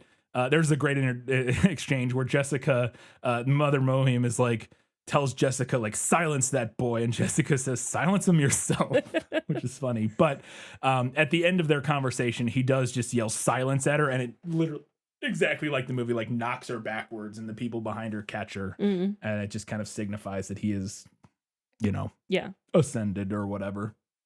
And then follow-up question to that, which you've kind of alluded to, but what exactly is she so upset about here? Because is this not just like one of many ways that their machinations could have come to fruition? Like, is she not getting what she wanted? Yeah, so I'm going to preface this all with, I think, because this is where it gets confusing or complicated, again, which is code for I don't know. I think the idea is that Paul is not the Kwisatz Haderach that she specifically wanted. Early in the book, she's very mad at Jessica for choosing to have a boy. They told her she had to, her plan for her was to have girls because the girl can't be Kwisatz, whatever. Can continue the line, but don't have a boy. And she has a boy because she wants, I think she in the book she has a boy, and maybe in the movie too, to like create an heir for Duke Leto, essentially. Yeah. But also by the proxy of that, she creates the potential Kwisatz Haderach. And the movie makes this a bit more explicit, because I think the idea is that she's mad Jessica chose to have a boy and that this wasn't really the specific plan that the Bene Gesserit were working on. She kind of went against their plan by having this boy. The movie makes that a bit more explicit with some of the scenes earlier where her and Margot and Arulin are discussing Fade and how they have this other option and how this is a better option because Fade is more easy to be controlled and that sort of thing. And so she essentially throws her backing, Reverend Mother Mohim, puts her backing behind Fade Routha and the Emperor, who also possesses the genetics that they want. And they feel like they can actually control him where they don't feel like they can control Paul, I think is the idea, I think. Yeah, because she just seems like really upset. Yeah. About all of this, and I'm like, you did this. Yes. Okay, that makes sense. Which, to be fair, that sentence could also apply to like every character in this book, which is like, you seem really mad about this, but this is kind of your fault. Like that's every single character is, for the most part. Does Paul almost lose to Fade Routha in their duel? Kind of. They have a very intense duel in the throne room, plays out very similarly. Couple things about this scene, mostly movie nailed it. Couple things that I thought that I liked better in the book here. In the book, they strip down to their underwear. I mentioned this with the Jamis duel in the last one. It's just like what they do when they duel. They strip down to their underwear. Giggity. And Fade is wearing some sort of like chainmail underwear thing that has a hidden poison needle in the hip, which I thought was fun that we don't see in the movie. And at one point, he gets on top of Paul and is trying to stab him with the hip needle. Oh. Yeah. Yeah. Yeah. Okay. But Paul is able to like accidentally distract him. And this is, I got to set this up a little bit. He yells, "I will not say it." And Fade's like, "What?" And it distracts him just enough that Paul's able to get the upper hand, and then he flips him over and literally stabs he stabs him kind of like he did to the bear, and he stabs him like up through the chin into his brain in the book. Before the fight, Jessica comes over to him and goes, "Hey, by the way, he very likely will have been prepared by the Bene Gesserit. They do these things, I guess, with certain people or whatever in certain positions. They prepare them with like code words that if you say the code word, it will like basically like render them not unconscious, but like completely subservient or something like that. They essentially have something like magic trigger words for some people that they have infused into like whatever." And he's like, "No, I will win this fight the right way." Like he's like, "I'm not gonna use this like cheat code basically." And so he yells, "I will not say it," and that allows him to win. But even though he didn't say it, him yelling, "I will not say it," kind of did the same thing, which is fun. Again, the movie always, or the book always does that, where it's like, regardless of what he tries to do, it still basically does the same thing. Like he cannot escape the destiny that is before him, which is kind of ultimately the point of a lot of it, it seems like. But we talked about, just real quick on this scene in the prequel, we talked about how I read a thing that said that Austin Butler and Timothée Chalamet did all of the fighting in this scene. Yes. And we were like, surely not. Surely not. And upon watching it, I think they did like 99% of it. There is one shot where Paul does like this flipping back flippy thing. He does like a triple flip in midair. Yeah. That one, feel pretty confident wasn't Timothée Chalamet. Maybe it was. I don't know. Maybe it's possible. I bet that was not him. But the rest of it, I will say, I think it was mostly them. So I could buy that it was mostly them. The triple midair flip was giving a little more Cirque du Soleil, a little more stuntman than I believe Timothée Chalamet is capable could of. do. But I don't know the man. I don't know. I've never seen. I guess I'll say this: I've never seen him do that in real life, like for sure. Yeah. But I've also never not seen him do it. So. Yeah. Or you know what I mean? I've never. It's I don't know. So my last question here in this section is basically just, is the ending the same? So we end the movie with Paul, basically he wins the throne from the Emperor, but now he's about to be in a war with all of the great houses because they don't like that. Yeah, they deny his ascendancy. Yeah, and Chani is also mad about it and like storms off by herself. And that's where we leave off in this movie. Does the book end similarly? Similarly, so the Emperor does concede and allows Paul to marry Princess Irulan. The war with the great houses, though, is not mentioned. The book literally just ends like exactly after he basically asks everybody what they want, and he basically tells the emperor, "You're going to give me all of the Chome's money," which the Chome is the committee. How I don't know what it stands for, but it's basically the merchant guild of all the houses. He's like, "You're going to give me all their money, like all of it," and the emperor's like, "Okay." And he's going to give this money to all the different people. He's like, "Stilgar, you're in charge of Arrakis. This is your thing now. I'm the emperor. You get to be in charge of Arrakis. Jessica, you're going to do this, blah, blah, blah." He tells Emperor Shaddam that he's going to get to go sit on the throne on Salusa Secundus or whatever, which is the prison planet that the Sardaukar are from. He's like, "You're going to the prison planet. Fuck you." And all this other stuff. He basically just like asks everybody what they want and tells them, Gurney Halleck gets to go take over the fiefdom on Caladan, basically. He does all that. And then the book just immediately ends. Like in that throne room right there, we don't find any of the fallout from any of this. His fear was that his actions would lead to the armies marching through his armies marching through the galaxy, killing millions of people. So I assume that does take place in the future books, and that this movie is basically just setting that up. Yeah. But as I said, I have not read Dune Messiah or any of the other ones, so I have no idea. But it's not mentioned in this. Based on the title, I would assume that that's where things are heading. Yeah, I assume so too. But again, I don't know. I have not read them. Chani does not storm off in the books. As I've said, she kind of just does whatever Paul wants in the book. I really like this change again in the movie. It coincides with the rest of the change to her character in the film. And I really love that the movie ends on Chani. Like the final shot of the film is Chani just like furious about this. Like she's waiting. She calls a sandworm and she's waiting for it. And she's just like kind of like furious tears pouring down her face. In the book, she just accepts her role as concubine. And Jessica actually gives her this really interesting speech. I will give the book credit for this. I like what the movie did with Chani and stuff, and I'll be interested to see where that goes because it's so different than how the book is.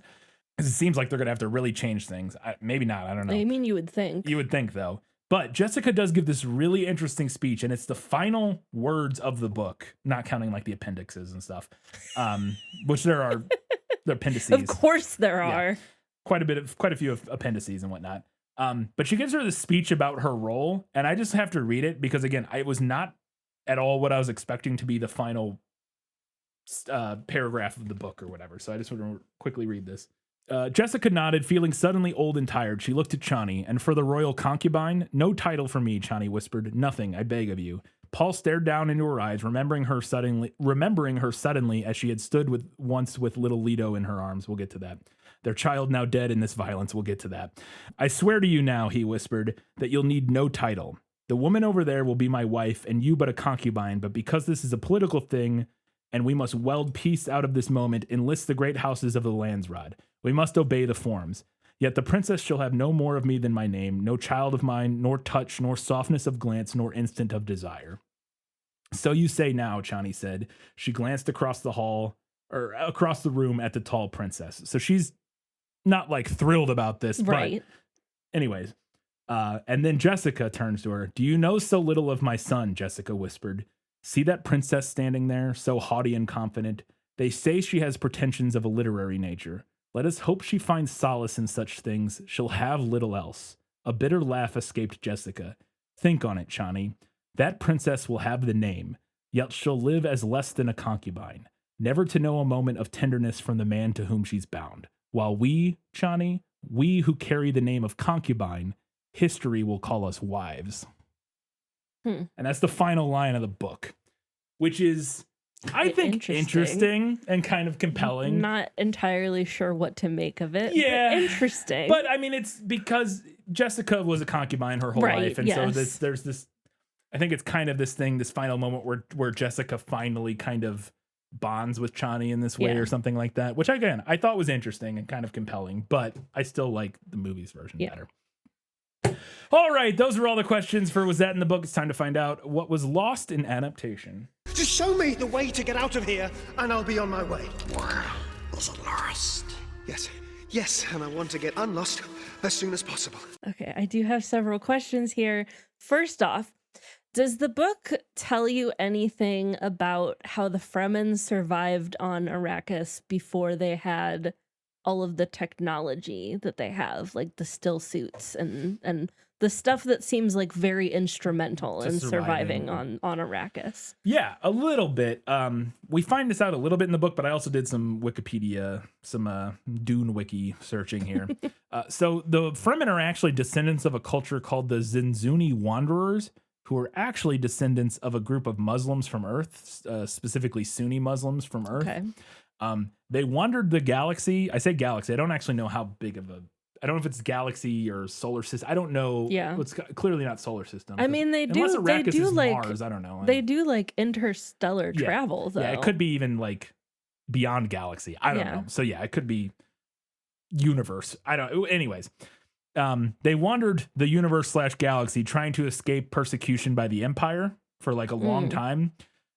So they had plenty of technology already, and eventually they get to Arrakis, and that's where they stay and set up and basically make their homeworld. And I believe the implication is that they invented the still suits fairly quickly after arriving on Arrakis. They didn't have them right away, but they weren't like their people weren't born on like they didn't. Okay. They weren't. So there was no like pre-technology era No. of living on They Arrakis. were able to space travel to Arrakis. Okay. And then, so when they got there, and there were also some bases there from the wiki, it said there were like some old Empire bases there that had some technology that they were also able to use and like do stuff with. Frank Herbert supposedly didn't really go into any of this and didn't care about it. I believe his son did in some of the other books about like that history that far back. But yeah, supposedly they came there. They point being the Fremen haven't been on Arrakis forever. Right. They came there with technology and then developed Okay. technology to adapt to live on Arrakis or Okay. Dune, I guess. Fair enough. And from what it sounds like, there were no people there before. Like Okay. there's no indigenous population of Arrakis other than the sandworms Poor and the other animals and sandworms. stuff. But like, there's no human. I'm team sandworm. Yeah, there's no human indigenous culture from Arrakis, but the Fremen are the closest to an indigenous culture because they've been there forever, essentially. All right. What is the Harkonnen oil bath about? Dare I ask? So that's not mentioned in the book. I read that this is a thing that appears to at least to some extent in the 1984 film, but really, I think it's just like a visually interesting and gross way to showcase their decadence. Like but it's not anything in the book. It's not anything ever mentioned. It's just a creepy, weird, gross thing to have him do. So. Okay. Yeah. All right. Do all of the Fremen know how to ride the sandworms, or is it just like some of them? And then I had a follow-up question about whether they were like directing the sandworms or if they were just kind of along for the ride. But since they use them for like long distance travel, I guess they must be. So yes, all Fremen eventually learn to ride sandworms. That is how one of the things that makes you an actual Fremen, like it's like Okay. one of their rites of passage or Okay. whatever is right or mounting a sandworm for the first time. And it is mentioned in the book that they train on small captive worms, like they raise small, like they have the one for the Water of Life that we'll talk about at some point, or here in a couple questions. But yeah, so they train, and they meant in the book they mentioned Paul trained riding on small, like captive sandworms, and but this is his first time riding a wild one and like mounting a wild one. And yes, they do control the worms, and are able to steer them, and it makes so much sense how it works. I like reading it. I was like, yeah, no, that's how that would work. Like if you were gonna ride a giant sandworm, which sounds ridiculous, that's how it would work. But what they do is they literally, so the hooks they have, I thought it was so fascinating reading this. This is the kind of stuff that gets my brain going. I love it because it feels so well realized. The sandworms, because one of the other questions you didn't ask, which I was actually expecting you to ask here, is like, why don't the sandworms like go underground and just... I did wonder why they don't go underground and just... Yeah, so the hooks aren't just to latch on, and the movie shows this a little bit, but they don't explain it, but you do see it. When they use the hooks, they pull up the edge of like the armor plates, basically. And when they pull up the edge of the armor plates with the hooks, it exposes the soft like tissue and like there's like some like membrane under there. And when that's exposed, the earthworm or the the sandworm can feel it, and it won't go underground because the sand would get in there. And not only does it not go underground, it rolls the side where the exposed part is to the top so that it's not getting hit by sand. Okay. So when the Fremen hook on and latch their hooks on, the sandworm naturally rolls them to the top. And that's also how they steer, because then if they hook a different part of it and pull open, like on the right side, it pulls that open, it will then roll that part to the top, which then turns the worm. Okay. Do you get what I'm saying? Yeah, I get what you're saying. It makes so much sense to me that it's like kind of mind blowing that I was like, no, yeah, that's exact. Yeah. And beyond that, they actually like work in concert. Like that. And it was one of the things the movie didn't showcase really that much that I thought was really cool. Like when they're driving them, it's not just one person. Like when they're driving a big one, they like multiple people work in unison where like they signal each other and one will pull apart here and then it'll start to turn and then they let go and then the other person pulls and then so they have to like communicate with each other, kind of like sailing a ship or something, right? And like pull the plates in the right way to steer them and like turn them and stuff. Interesting. So that's how they do it. And again, I was blown away because I was like, that makes sense to me. That like seems like it would work were this a real thing. I don't know. I just thought that was super cool.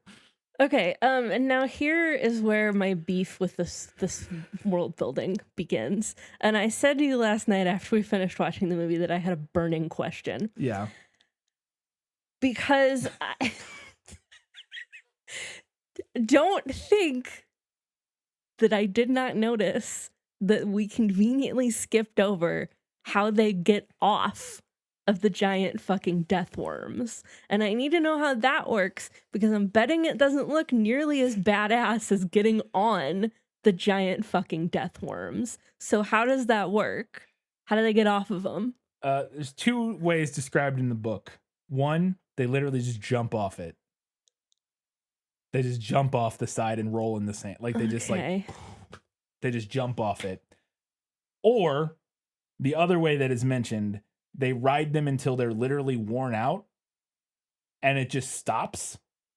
And then they all get off and it just sits there and like rests and recuperates and they call another one and then ride that one until it gets tired.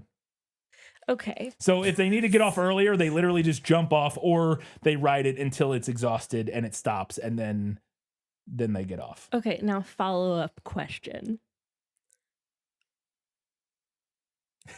What about the litters? Because at the point when Jessica travels south, she's like heavily pregnant. Yeah. And you cannot convince me that a heavily pregnant woman jumped off the side of an sandworm, moving at 1,000 miles per hour through the desert. Yeah. I do not buy that. So, you can't convince me of that. I assume in that instance, they would just drive it in circles until it got too tired. So you're just stuck on the worm until it wears itself out. I would assume. That's a fair point. I had not thought about that, but that is a fair point. But they do specifically mention that there is a thing where they say they will ride them until they're exhausted, and they say they go quietance upon the sand, and then they get off, and it just sits there and like rests, like sleeps or something, whatever, until it like regains its energy, and then it fucks off or whatever. Like they don't kill them; they just ride them until they're too tired to keep going. Okay. And so I assume that's what they would have to do in that instance. I see, and I feel like I felt like the movie was hoping that I wouldn't notice that, but I did. Yeah. And I'm going to be honest, I have heard a lot of like glowing things about the depth of the world building in Dune. This one feels like a pretty big like hole. I disagree to entirely. Me. I disagree with you. To me, it made perfect sense. They're like, yeah, we ride them until they're tired, and then they just stop, and then we just get off. I don't know. Like, I mean, that makes sense. Like, I mean, I'm not going to say that it doesn't make sense, but like, it doesn't make sense to me with the litters and like the setup of how they use the worms to like all travel at once. Like, that doesn't make sense to me. Okay. Sure. Okay. I disagree, but I don't have an argument. I mean, yeah, sure. Also, it seems really mean to the worms. Yeah, I mean, Anywho, that I can see if you want to argue that like it seems kind of cruel or something like that. Sure, like that, I could see that argument. All right. Well, speaking of being mean to the worms, did they kill that baby sandworm? Yes. I don't like that. I'm not okay with that. Yeah. So drowning a sandworm is how the water of life is created. They mention that in the book. But it's only mentioned. They don't actually show it. I did like the scene that they actually showed how that worked and how that happened and had this like temple where they do it. But yeah, they do kill them. And yeah, it is a religious group that does it's essentially like a sacrifice, like a religious sacrifice kind of thing. All right. Yeah. I mean, again, yeah, it is. They also murder their leaders to take like that. It is a group of that kind of like honor culture religious kind of culty tribe. I mean, I would counter that at least the leader has like a fighting chance. Right. But yeah. But again, it's okay. It's a thing like a lot of religions do. Or did, I guess. Okay. Not as many do it anymore, but we see when the Harkonnens are like taking the Siege Tabor, we see them burning some birds that like roost in there, and I didn't remember like it felt like that was the first time we saw those birds. Is there anything more about that in the book? Yeah, actually, kind of, but they're not birds, which I thought was interesting because in the book, the Fremen actually keep bats as pets. Interesting. That they call Shilago. So my last name, Cielago. I don't remember. I don't know how it's pronounced, but it's spelled Cielago. And they're like messengers, basically. They use bats as messengers. We see one in the first half of the book. I think Jamis Stilgar might have one. I don't know. And they like feed them like they like spit water into their mouths and stuff, but they use them as messengers. Interesting. But those were clearly birds in the movie. Yes, they were very clearly birds. So I assume that's what they're going for, but it was very strange that they didn't decide to do bats because it's explicitly mentioned that they have bats in the book. So I don't know. I mean, bats does make more sense for like the cave areas but maybe less sense for a desert. I don't know. That's what I was thinking. Like maybe deserts. That's kind of what I was thinking. Was like maybe it doesn't make sense for the desert. I don't know. Maybe there are desert bats. I don't actually know. I have no idea. A final question here, because this popped into my head during like the final battle when they're using the giant sandworms to like launch an offensive. Can you even kill a giant sandworm? It feels like it would be hard. You can kill it with water for one, but yeah, which would be tough on Arrakis. Yes, but yeah. There's not nearly enough water. Yeah. But yeah, you can kill it with Arrakis, or I assume with enough firepower. So like nukes would probably do it. Yeah. Laser guns, which is what lasers are called in the book in the Dune universe. We see them use those on the spice harvesting thing. Several different times throughout the movie, we see laser guns used. There are all kinds of different weapons in the books with different rules and stuff. It was part of the world building. One of my notes is that I had for better in the movie is I was kind of glad that they skipped all the weird rules related to the weapons. I say rules. There's really like the main one is that laser guns are actually like not really used on Arrakis much, and shields aren't either. And they just kind of ignore. Well, they talk about the shields thing, but anyways.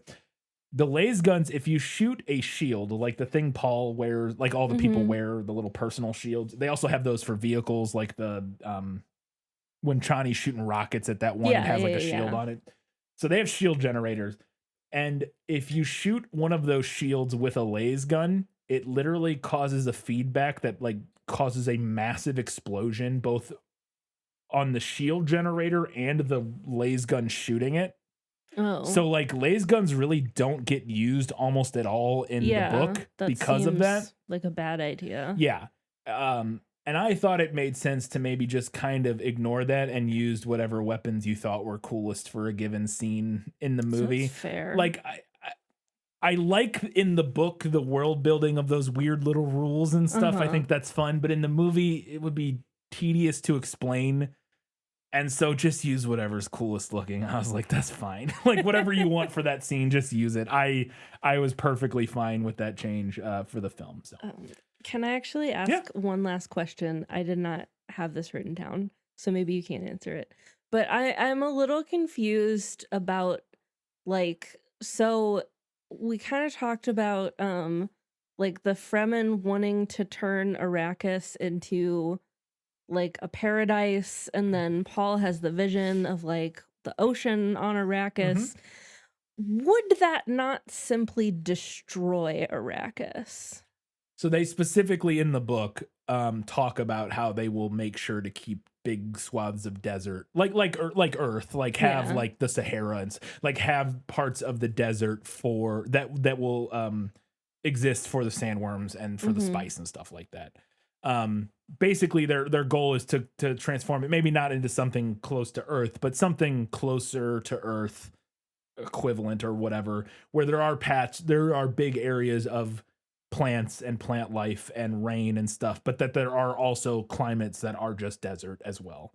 So they're very in tune with the environment, and they've done lots of study, and they're very like, which the movie eventually does a pretty good job of establishing, is that initially they seem like very kind of just primitive people, but you see like a lot of the technology and stuff they have, and they are not at all like primitive people. They are very like intelligent and like know a lot about, and not only intelligent, but like have a lot of like done a lot of research and have all this sort of information about the planet and stuff like that, and know they're very in tune with what the planet needs and how to kind of get it to a place where they can have green spaces and parts of it that are inhabitable and like luscious and nice, but also still have the desert for the worms and all that sort of stuff. So okay, all right. And again, that's what it says in the book.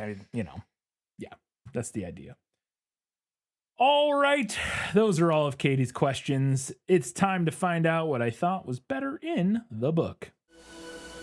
You like to read? Oh, yes. I love to read. What do you like to read? Everything. We find out very early on a little thing that I thought was fun, that Jamis plays the baliset, which is the instrument that Gurney plays, which is kind of like a guitar type sitar kind of thing. And I just thought that was a nice little thing where he kills, of humanizing Jamis a little bit, and it makes Paul kind of think about and worry that he'll ultimately be responsible for Gurney's death as well, because he thinks of Gurney when he sees the baliset and stuff like that. After Jamis's body gets converted or gets the water taken out of it, Paul gets it because he killed him. They give him but they don't get the water goes into the big reservoir they have. But he gets water counters, which is like their currency essentially. And he doesn't want them. He doesn't know what to do with them. So he gives them to Chani. He's like, can you carry these for me? Or can you hold these for me? And then they're all like giggling at him. And then he's like, what? And then he finds out later that it's like a courting thing to like give your loved one to have your loved one carry your water counters or whatever, which I thought was funny. They also have this really cool device in the book that when the big reservoir they have in the Sietch, when they add water to it, in the book, they pour it through this like electronic device that counts how much water goes through it. So they have a perfect measurement of how much water they have, which I thought was kind of cool. They also have that measurement in the book, but I just really liked this device. They like pour it through and it has like a little counter on it that like tells them how much water is going. I just thought that was kind of clever and fun. They also have this cool tech they describe at one point.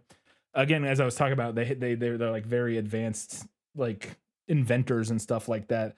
They invented this like plastic stuff that it's like plastic stones essentially that when they plant, because they've actually are already in the process of terraforming Arrakis. There are places on Arrakis with plants and stuff like that in certain areas, and they plant them and they put these special like stones they invented that do this thing where they get hot during the day and then they cool down at night and condense, and then water forms on them, and it's like a self-watering system for the plants or whatever, which I thought was cool. Just little things like that again in the world building that was really cool.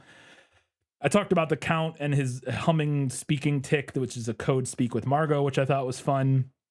Let's talk about Thufir Hawat, who does not appear in this movie at all. He's the Mentat from the first one.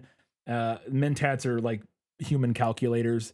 The guy with the little line on his lip. Oh, who had the umbrella. Yes. That's Thufir Hawat. He is actually a pretty big player in this book and is not in the movie at all in this one. In the book, he gets captured by the Baron and basically goes up and ends up working for the Baron. and the Baron like poisons him and then constantly feeds him the antidote so that if he ever leaves, he will die from not getting the antidote. And then Howard ends up using his position to attempt to slowly kind of work against the Baron and the Emperor to get revenge. Ultimately, at the end, he shows up in the throne room with Paul and dies in Paul's arms. Paul like comes to him and is like, because he doesn't know if he's like a traitor or if he's really working for the Baron or what. And Thufir comes up to him and he's like, if you're gonna kill me, because Thufir has like a poison needle and he doesn't do it. He's like, no, I'm always in your service, and like dies in Paul's arms because he hasn't been getting the antidote or whatever, and proving his loyalty to Paul or whatever. Totally fine with cutting all this for the movie. Totally understand why you would. It's not really relevant. It's all like subplot stuff. Yeah. I did find it interesting in the book, but I get cutting it. But again, I enjoyed it. So there's a great Bene Gesserit saying in the book that I was kind of blown away. I didn't know this was from this book. I say from this book, but it's a specific sentence that I was kind of blown away was in this book. And it's an old Bene Gesserit saying that is, and I think Mother Moeim says this to Jessica or somebody at some point, do not count a human dead until you've seen his body. And even then you can make a mistake. And it reminded me of that thing people always talk about with like Game of Thrones, like modern TV of like, they're not dead until you see the body. Yeah. Like that's, if you don't see them actively die on screen, just assume they're not dead. And the Bene Gesserit have that same rule apparently. After him and Chani have been together for a while and we do the time jump, Paul's kind of reminiscing on some of the stuff that has happened during the time jump. And one of the things he thinks about is, how Chani would like fight and kill people who were coming to like challenge Paul. Like she would just like be like, nah. And it's so funny. Paul's like, what are you doing? Like, stop doing that. Like, I have to fight my own battles or something. He says something like that. And she literally says the words to him, I do not play games, which I just thought was very funny. When he finally reunites with Gurney, he brings Gurney back to the siege to meet everybody, and him and Stilgar, he introduces Stilgar and Gurney to each other, and he's like really wants them to be friends, but they're like very similar people and like have played similar roles in his life, and they're very clearly jealous of each other's relationship with Paul. And I was hoping to see a little bit of that in the movie. It's fine, but it wasn't there. I like that in the book. Speaking of Gurney, he actually finds out that Jessica is still alive at this point once he reunites with them, and is just furious about it because he still thinks Jessica is the traitor that was responsible for selling out the Atreides to the Baron, and he thinks Paul just doesn't realize it or doesn't know. And at this point, Paul's very aware, knows all this, but he doesn't want to tell Paul. He wants to like get her and then expose it to Paul. So he breaks into her room at one point and like holds her at knife point and is like threatening to kill her, and Paul comes in and is able to eventually talk him out of it and explains like, no, it was Dr. Yue, blah, blah, blah, all this sort of stuff. And then once he eventually convinces him, after Gurney is convinced that it wasn't Jessica, he like drops his knife and he stands there and he pulls open his shirt and he's like, just kill me, stab me through my heart. And this is literally right after the scene where Stilgar was like, you have to kill me to ascend to be the leader. And Paul goes, must I go through this with every man I need? He's like, are you all just going to keep telling me to kill you? He's so like done with it. He's like, I'm not killing you. Just stop being an idiot. And then my last note for better in the book here is a little detail that I thought was very funny. The Fremen train their children that after a battle, the Fremen children, they don't fight in the battle, depending on how old they are. They fight fairly young, but the very young go out after the battle and they go around and kill the wounded. Oh. And drain them of their water, or mark them for water recovery. And after the big battle at the end, Jessica comes in and is like, where's Aaliyah, to Paul, and Paul's like, she's out killing the wounded and marking them for water recovery. And Jessica goes, what? She's like very not thrilled about that, which I thought was funny. All right, let's go ahead and talk about stuff I thought was better in the movie. My life has taught me one lesson, Hugo, and not the one I thought it would. Happy endings only happen in the movies. I really liked having them heading back to the Siege in the opening of the film. In the book, they're already there at the point where the duel with Jameis happens. And so I liked having them heading back there because it allows us to have like the opening fight scene with the Harkonnen people. And that opening fight scene is really cool. So when they shot partially during a partial eclipse or whatever, and like that's that cool shot where all the Harkonnen soldiers go floating up that cliffside. And I just thought it was a lot of fun. And I liked adding that scene. I thought it made a lot of sense to cut out Hera. There's another main character, I say main, major secondary character named Hera, who is Jameis's wife, widow at this point. And in the rules of the Fremen, Paul is now responsible for her because he defeated her husband in battle or whatever. And she has two sons. One of them is Jameis's, and then one of them is her son from a previous marriage that Jameis murdered the husband of. God. Yeah. But she, they're like, do you accept her as wife or as servant? Because he can choose. And he accepts her as a servant because he's like, I don't know you. I don't want to marry you. He's like, I don't know. But he does say, like, can I change my mind? He's like, if I accept her as a servant now, like, can I accept her as a wife later? He goes, yeah, you got a year to figure it out. And he's like, all right, I accept her as servant. And when he accepts her as servant, Hera's like super mad. And she's like, I'm still young. Like, she's like, why don't you want me or whatever? And it's anyways, because she's just worried that he's going to like, get rid of her, and then she's not gonna have like, you know, this old honor culture thing. It's very messy and complicated, but she ends up being kind of an interesting character later. She comes to care for Aaliyah a lot and becomes kind of friends with Jessica, and she like looks out for Aaliyah, but she also is like really like she protects Aaliyah, but like everybody else, all the rest of the Fremen like don't like Aaliyah because she's this little weird 2-year-old who talks like an adult, and they think she's like a demon or whatever. And Hara's like trying to like convince, he's like, I don't know what to tell people. Like she's an interesting character. I think it makes sense to cut her, and it's just easier and cleaner to not have her in there. I like not just doing the 2-year time jump. I enjoyed that a little bit in the book, but I think it makes a lot of sense to give Paul and Chani additional time to grow their relationship on screen. Because in the book, it's really just like they meet. They have like a couple scenes together, and then we time jump, and they've been married and have a kid together. It's like, okay. And I also like seeing some of the testing period of Paul becoming a Fremen, her teaching him the ways of the Fremen, him earning his name over time instead of just immediately getting it after the Jameis duel. It makes his journey and then ultimately his downfall even sadder. And again, in the book, we just skip a lot of that. So I liked seeing some of it, and some of the raids on the spice factories and all that stuff is a lot of fun. Specifically the one raid where they go on that one spice miner, I thought was super cool, where they're like shooting rockets at stuff, and Chani shoots that one dude in the chest with a rocket and like blasts him across the room. And then there's that like the airship flying, the Thopters flying around shooting like machine guns at him. And I love the shot. She shoots it and it goes through the shield slowly, like drills through the shield and blows it up. And then she's running, and we get that wide shot of her running, and she's like laughing, and the fucking all the remnants of the Thopter like crash down in flames behind her. She's like running on. I just thought it was a super fucking cool scene. I was amped for it. I loved it. In the book, it's said that Sahaya is what Paul calls Chani. That's like his intimate name for her. In the movie, they say that is her like Siege name. Yeah. Which I don't remember that being the case in the book. I thought it was just his name for her. So I'm not sure if that's her tribal name or not, but I liked the movie making that be like her tribal name. I thought that made sense. So anyways, and it also may be the case in the book, and I just don't remember. And including in the stuff in the time jump, I mentioned it earlier. I like removing Leto too. So Leto the Second is the name of their son that Chani and Paul have. I'm sure some Dune fans would be mad about that being removed. I think it makes a lot of sense, especially for the film.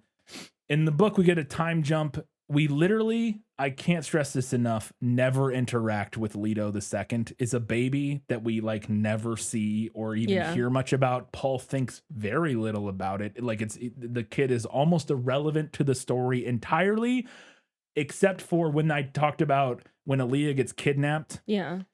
During that, they find out during that raid, some people were killed. one of the people killed was Leto II, was killed in that raid on Siege Tabor. And it's like a big moment in the thing, and it like spurs him down the path even more. But we've never met this. Like it's like a character we don't know. It just feels like literally there that we have this kid so that we can take it away to add character motivation. And I don't think the movie needed but it. if you never interact with, I don't know this baby. I just felt like it made sense to not include it. And I don't know. I'm sure some people, like I said, would not be happy about that exclusion, but I was fine with it, honestly. I thought it didn't hurt the film at all. The gladiator fight on Yeti Prime is sick as hell. That's the one shot in infrared where it looked really cool. Fade Routha is fighting all the people in the gladiator arena. I love the weird goopy fireworks they shoot off. They shoot off fireworks and they're like gooey. Yeah. I just love that kind of shit. It's so weird. As I said, I get cutting out all the backstory with Thufir, but I like it. In this, I liked that stuff. In this scene in the book, Thufir is working with Fade and they concoct this plan. So in the movie, Baron Harkonnen is like, that third slave isn't drugged, because they drug the slaves so that it's easier to fight. And they're like, that third slave isn't drugged. And Baron Harkonnen's like, let's not ruin his birthday. Let's let him fight. And in the movie, it's revealed that the Baron did this on purpose to impress everybody more, so that Fade would be more of a hero in everybody's eyes, that he fought a non-drugged slave or whatever. In the book, it's this way more complicated plot where Thufir and Fade hatch this plan to not have the slave drugged, so that the slave master who's responsible for drugging the slaves gets in trouble, and then he gets executed, and then Thufir and Fade can put their own slave master in that role for political reasons. There's like all this background political machinations going on, and it's interesting. I'm not explaining it well. It's interesting, but it's really complicated and way too complicated for the movie to get into and explain. So I totally make sense to cut all that. And I did like I liked that it established the dynamic between Baron Harkonnen and Fade Routha there pretty well, where they're like constantly trying to kill each other kind of, but also like love each other.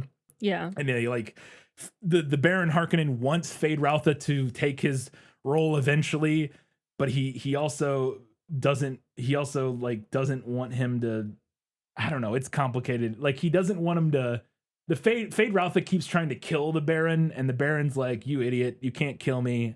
You're gonna have my role, just not yet. Like, and I don't know. And I thought that movie scene kind of presented that dynamic that is in the book, just a little bit quicker and cleaner. In the scene where they meet Gurney Halleck or reunite with Gurney Halleck, I loved the weird giant magnetic space mines that come flying out of the sand and like latch onto the thing and blow up. I thought those are super cool, not in the book. And then my final note for better in the movie is there's the shot where they're getting ready for the big raid, or this is better in the movie, where they're getting ready for the big raid, and they put down the thumpers, and you get this shot of like 4 or 5 thumpers or something in the sand, and then the camera like pedestals up, and Stilgar is like crouched on the crest of the dune, and you see him first looking like a badass, and then the camera keeps going up higher and reveals like thousands and thousands of Fremen behind him. Fremen. So fucking cool. It gave me, like Rohirrim kind of vibes from Lord of the Rings. Just super awesome. All right, let's go ahead and talk about what the movie nailed.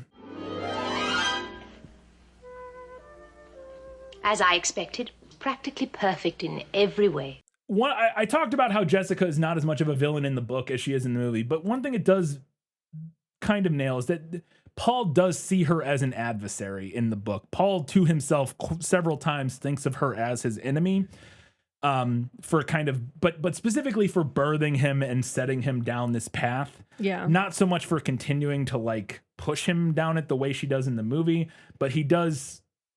They have this weird dynamic that's hard to explain from the book. Anyways, in the movie, when Fade does the duel in the gladiator arena, he has like a long black knife and a short white knife. That's from the book. There, he also wears a black glove and a white glove in the book that correspond to that. And one of the knives is poisoned. The white knife is poisoned and the black knife is not. It's like a ceremonial thing they just do or whatever.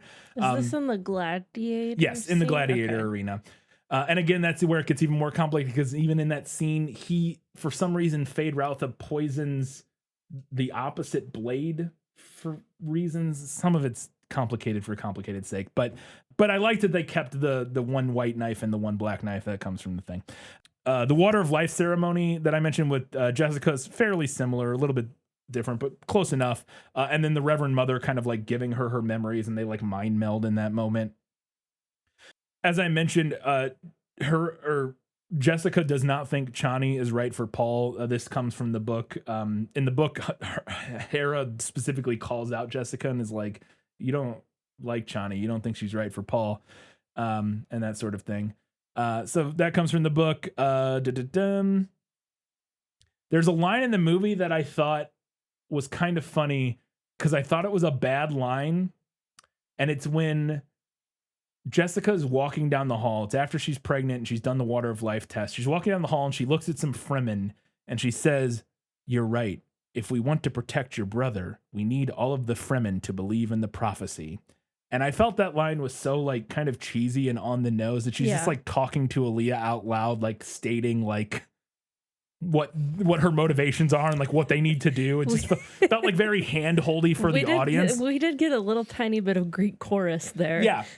But here's the thing. I put it in the movie, nailed it, because the book does that sometimes. As cryptic and hard to parse as this book can be at times, at other times, Frank Herbert will just be like, that's when Paul realized he must kill the, like, he will have moments where he just explicitly says what is happening or what needs to happen to help explain some of the like more complicated stuff. And so I thought that kind of fit right in line with what the book does sometimes. So as much as it made me laugh watching in the movie, I was like, that's not a good line. I was like, yeah, no, you know what, that fits though. Not every line in Dune is perfect, is a banger. The whole part where he convinces Stilgar that they have to change their ways and that he needs to be Duke of Arrakis without being forced to kill Stilgar, and Stilgar agreeing to all that, I thought was great, and comes right from the book. Slightly better in the book because their relationships is a little bit more fleshed out, but again, it still works great in the movie. We finally get to see Gurney Halleck play his Balicet in the movie, if only for 5 seconds. That's a thing he does constantly. I say constantly. He does a lot in the book. We get some songs. He plays his Balicet and anyway, sings here's songs. Wonderwall. Yes. People are always like, Gurney Halleck, give us a song. And then he's like, plays his Balicet and sings. Luckily, all the songs are very short in this, which I appreciate. There's not like multi-page songs that go on forever and ever. But he does play some songs quite a bit. And so I was glad we finally got to see that in the film, because it did not happen in the first one at all. There's a line that Paul says in the film. I think he's talking to somebody. No, he's talking to Gurney after him and Gurney reunite, and they're walking back to the Sietch, and he says, many of these friends have become worshippers or something like that to Gurney, and Gurney's like, yeah, we'll use them and like go get revenge or whatever. That line specifically, Paul thinks that to himself about Stilgar in the book. He says, I have seen a friend to become a worshipper. When Stilgar kind of like submits to him or whatever, and like, you know, sees him as the prophet. At the big final scene where the Emperor arrives, along with the Emperor, all of the houses show up and are sitting in orbit around Arrakis, ready to like fuck shit up because they want to see what's going to happen, and like if they need to kill Paul or whatever, seeing what's going to happen. So that the same thing happens in the book. I love the Emperor's disco ball ship in the movie. It's not exactly described as that in the book, but it is described as this gigantic ship that has like legions and legions of It's like a city-sized ship or whatever. And so I thought the movie's version of that looked pretty cool and mostly fit what the book described. They blow the wall, the shield wall open right as the storm hits to allow the storm through to help destroy the shields inside. And then you mentioned the sandworm cavalry charge right out of the book. They ride in on a whole line of, it's like a wedge-shaped formation of sandworms come riding through the wall, just like decimating all the Sardaukar and everything. Super fucking cool. And then the final thing during that whole battle, I just wanted to read one more little section, because the prose describing the attack on the Emperor's throne room is so evocative. And I think this is why so many directors and filmmakers have been attracted to this book. it just screams to be translated to the screen, because I could not stop thinking of like what this would look like as I was reading it. And so I just want to read a little section here to kind of share a little bit of that if you have not read it, and why I think it is that this book has such a hold on some people. So here's a little bit of this is during the attack on the throne room. So this is right after Aaliyah says, "I told you, my brother comes." Another crash shook the hutment. The double doors banged open at the far side of the chamber, admitting wind-blown sand and the sound of shouting. That's exactly what happens in the movie. A small, black-robed figure could be seen momentarily against the light. Aaliyah darting out to find a knife and, as befitted her Fremen training, to kill Harkonnen and Sardaukar wounded. House Sardaukar charged through a green-yellow haze toward the opening, weapons ready, forming an arc there to protect the Emperor's retreat. "Save yourself, sire," a Sardaukar officer shouted. "Into the ship." But the Emperor, and this is the part, this next like couple paragraphs is what really got me. But the Emperor stood alone now on his dais, pointing towards the doors.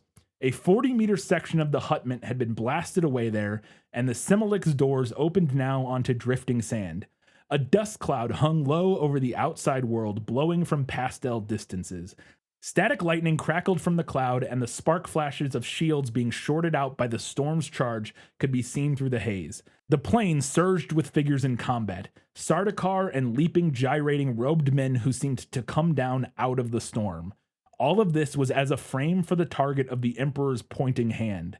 Out of the sand haze came an orderly mass of flashing shapes, great rising curves with crystal spokes that resolved into the gaping mouths of sandworms, a massed wall of them, each with troops of Fremen riding to the attack.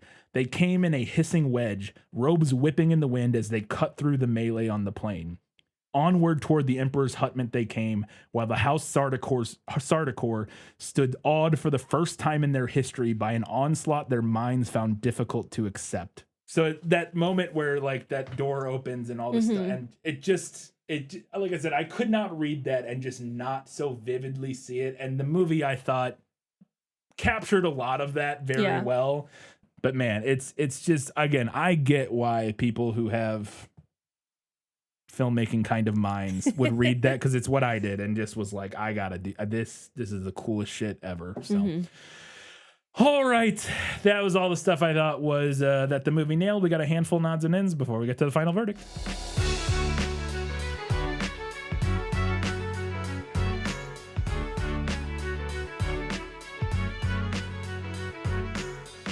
I don't know if you noticed this, but it was cracking me up. I thought the Siege, when they get inside, it looks like the inside of Neville Sinclair's house in The Rocketeer. We were just talking about this. They're walking through those hallways, and it's like the stone tiles look almost exactly. I thought they were going to walk into his living room at some point. I was going to be like, what? For those of you who don't know, on our most recent episode, bonus episode on Patreon, we talked about The Rocketeer, in that the villain lives in this house that is crazy looking, and it looks a lot like the Siege when they first get to it in this movie. Anyways. Speaking of things that look like things, the water of life looks exactly like the blue liquid that they use in bad commercials. It also looks like antifreeze a little bit, but yes, it absolutely does. Like, she brought out that first like little jar of that, and I was like, "Oh, we're gonna go get a little poise pad here, pour it in." Yeah. Stilgar seemed like way more religious in this movie than he did in the last one. Yeah, he is in this half of the book as well, but the movie amped that up even more. Like, they made him even more, like, all of the stuff where he's like, "It is written." I don't think they say "it is written" at all in the book. Like, that's like a recurring thing in the movie. They made him, again, to juxtapose him with Chani, they amped up like Stilgar and his, like, the more superstitious Fremen to like really be like believers. Speaking of Chani, there was a moment where her and Paul were having like a little flirtation, like early-ish in their relationship. And he says to her, he's like, "I'd very much like to be equal to you." Yeah. And I was like, okay, spicy. Yeah, she's like, "We're all equal here." And he's like, "Well, I'd like to be equal to you." It's like, it was giving Bridgerton. Yes, absolutely. We talked about the gladiator scene. Giedi Prime. The Harkonnen homeworld. And I thought it was really interesting because it was giving like an alternate universe Mad Max. Like, if Mad Max was like sleek and not post-apocalyptic, Yeah. Like, Yeah. because it was mostly like all of the really pale bald guys, Right. I guess. Yes. Yeah. You were But- thinking of the war boys. Yeah. Yeah. No, for sure. Yeah. Yeah. Absolutely. I think I said a very similar thing in our Dune episode, but name a movie with more dramatically billowing cloaks. I'll wait. I cannot. Because every single person in this movie has a dramatically billowing And it's cool cloak. as hell, man.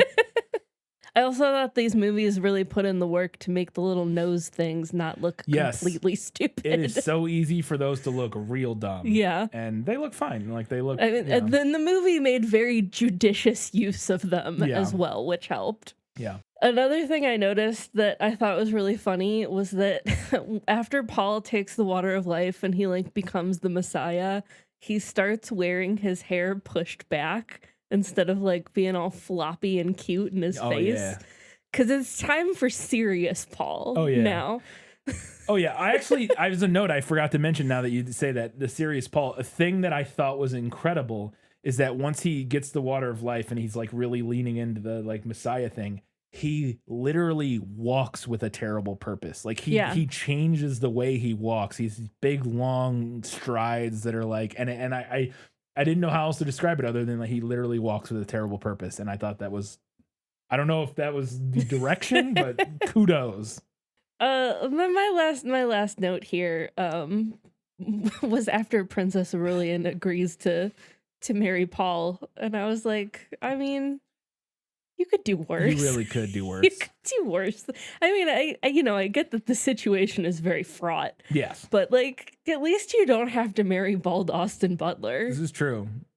Timothy Chalamet is not as hideous as well, and I get that they're kind of like two sides of the same coin, and Paul is like also terrible. Yes.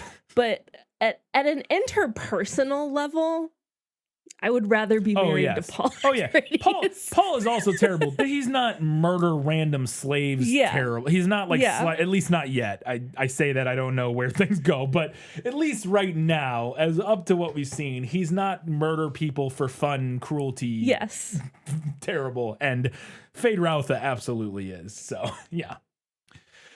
We wanted to remind you can do us a giant favor by heading over to Facebook, Twitter, Instagram, Goodreads, Threads, any of those places. Like, subscribe, interact. We would love to hear what you have to say about Dune Part 2. Want to know, get your feedback. Tell us what you thought. That all is a lot of fun. We'll talk about that on our next prequel episode. You can also help us out by heading over to Apple Podcasts, Spotify, YouTube, anywhere you're listening to us. Drop us a 5-star rating, write us a nice little review. That all helps get our show out there. And if you really want to help us, head over to patreon.com/thisfilmislit. Support us there for $2, $5, or $15 a month. Get access to different things at each level. At the $5 level and up, you get access to bonus content. Like I said just a few minutes ago, we just did The Rocketeer for our bonus episode for June. We're doing, what's our July bonus episode? 10 Things I Hate About You. 10 Things I Hate About You will be out in July. Every episode we put out a bonus episode talking about whatever we want, so go check that out. And at the $15 level, you get a priority recommendation. If there's something you'd really like for us to talk about, support us for $15 a month, recommend it to us, and we will throw it into our schedule as soon as we can. Katie, it's time for the final verdict. Sentence fast, verdict after. That's stupid. This is not an easy decision. I said in the prequel that I didn't like the second half of this book nearly as much as the first half when I read it for the first time for our first Dune episode back in 2021. But that was not my experience this time. I found the second half to be immensely enjoyable as we watched the tragedy of Paul Muad'Dib unfold.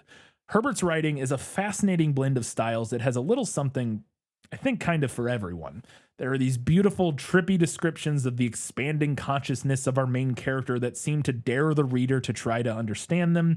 There are heart-pumping and evocative action scenes that are crafted so descriptively, as I've read a little bit earlier, that you feel as if you're watching a film. And there are even times where Herbert will literally just tell you a thing so plainly that it feels like you're reading a textbook. All of this is set against the backdrop of some of the best world building I've ever read in a fantasy or sci-fi novel. The political machinations alone are enough to make your head spin, but in a way that I found very enjoyable. I had constant questions as I read, but I was never distracted by them. I simply wanted to know more about this world, and because it's so well realized, I know that those answers exist, even if they aren't important to the narrative at hand. And that's the kind of novel that I love getting lost in. So the film had a lot of work to do to win me over. And it did. Adapting a story this complicated, this expansive, is a monumental task. There are subplots on subplots on subplots, and figuring out what to keep, what to cut, and what to change is a job that I do not envy. But I do think Denis Villeneuve and everybody else involved with the film kind of nailed it. They cut to the core of the story, Paul's doomed struggle against destiny and the Fremen's battle for freedom, and centered those, while still giving us enough of the larger political world beyond Arrakis that set us up for a potential third film. I already talked about it a lot, but I really, truly love the decision to cast Chani in opposition to Jessica. Jessica is Bene Gesserit, an order of eugenicist space nuns that impose their colonial will on the universe. Chani is a Fremen, the indigenous, quote-unquote, people of Arrakis striving to free themselves from the boot of the Empire. I can understand why some people wouldn't like these changes, particularly to Jessica, as this version sees her much more in the role of villain, where her book counterpart is a bit more complicated than that, but I loved it. I think it crystallizes some of the major themes of the book in a way that just works. Finally, a thing that the movie gets perfectly right about Dune is that apart from all the other weird, interesting, philosophical stuff the book is about, I mean, we have talking 2-year-olds and weird suspensor alien, like it's a truly crazy book. But apart from all that other stuff, the book is really, and I mean this sincerely, about making you go, that's fucking sick. I think it could be easy to criticize the film for being overly reliant on spectacle and cool fight scenes, but I'm actually here to tell you that all comes straight from the book.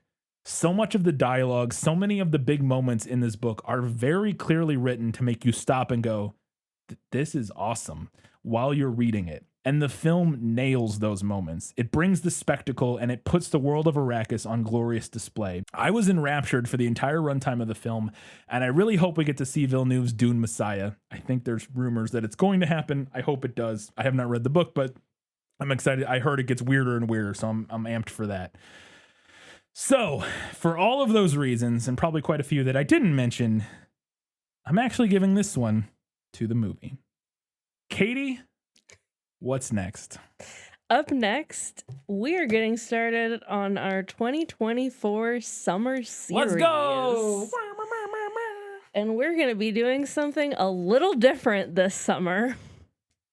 Yeah. Well, I mean, it's still a series. Yes. But it's not a book series. Not a book series. It is a movie series. It is. And if you don't know what we're talking about yet, we're going to be covering The Hobbit. Yes, The Hobbit. 1 book, 3 movies. Let's go. Absolutely. So yes, doing The Hobbit for our summer series 2024 should be a lot of fun. I've seen all the movies. I've read the book.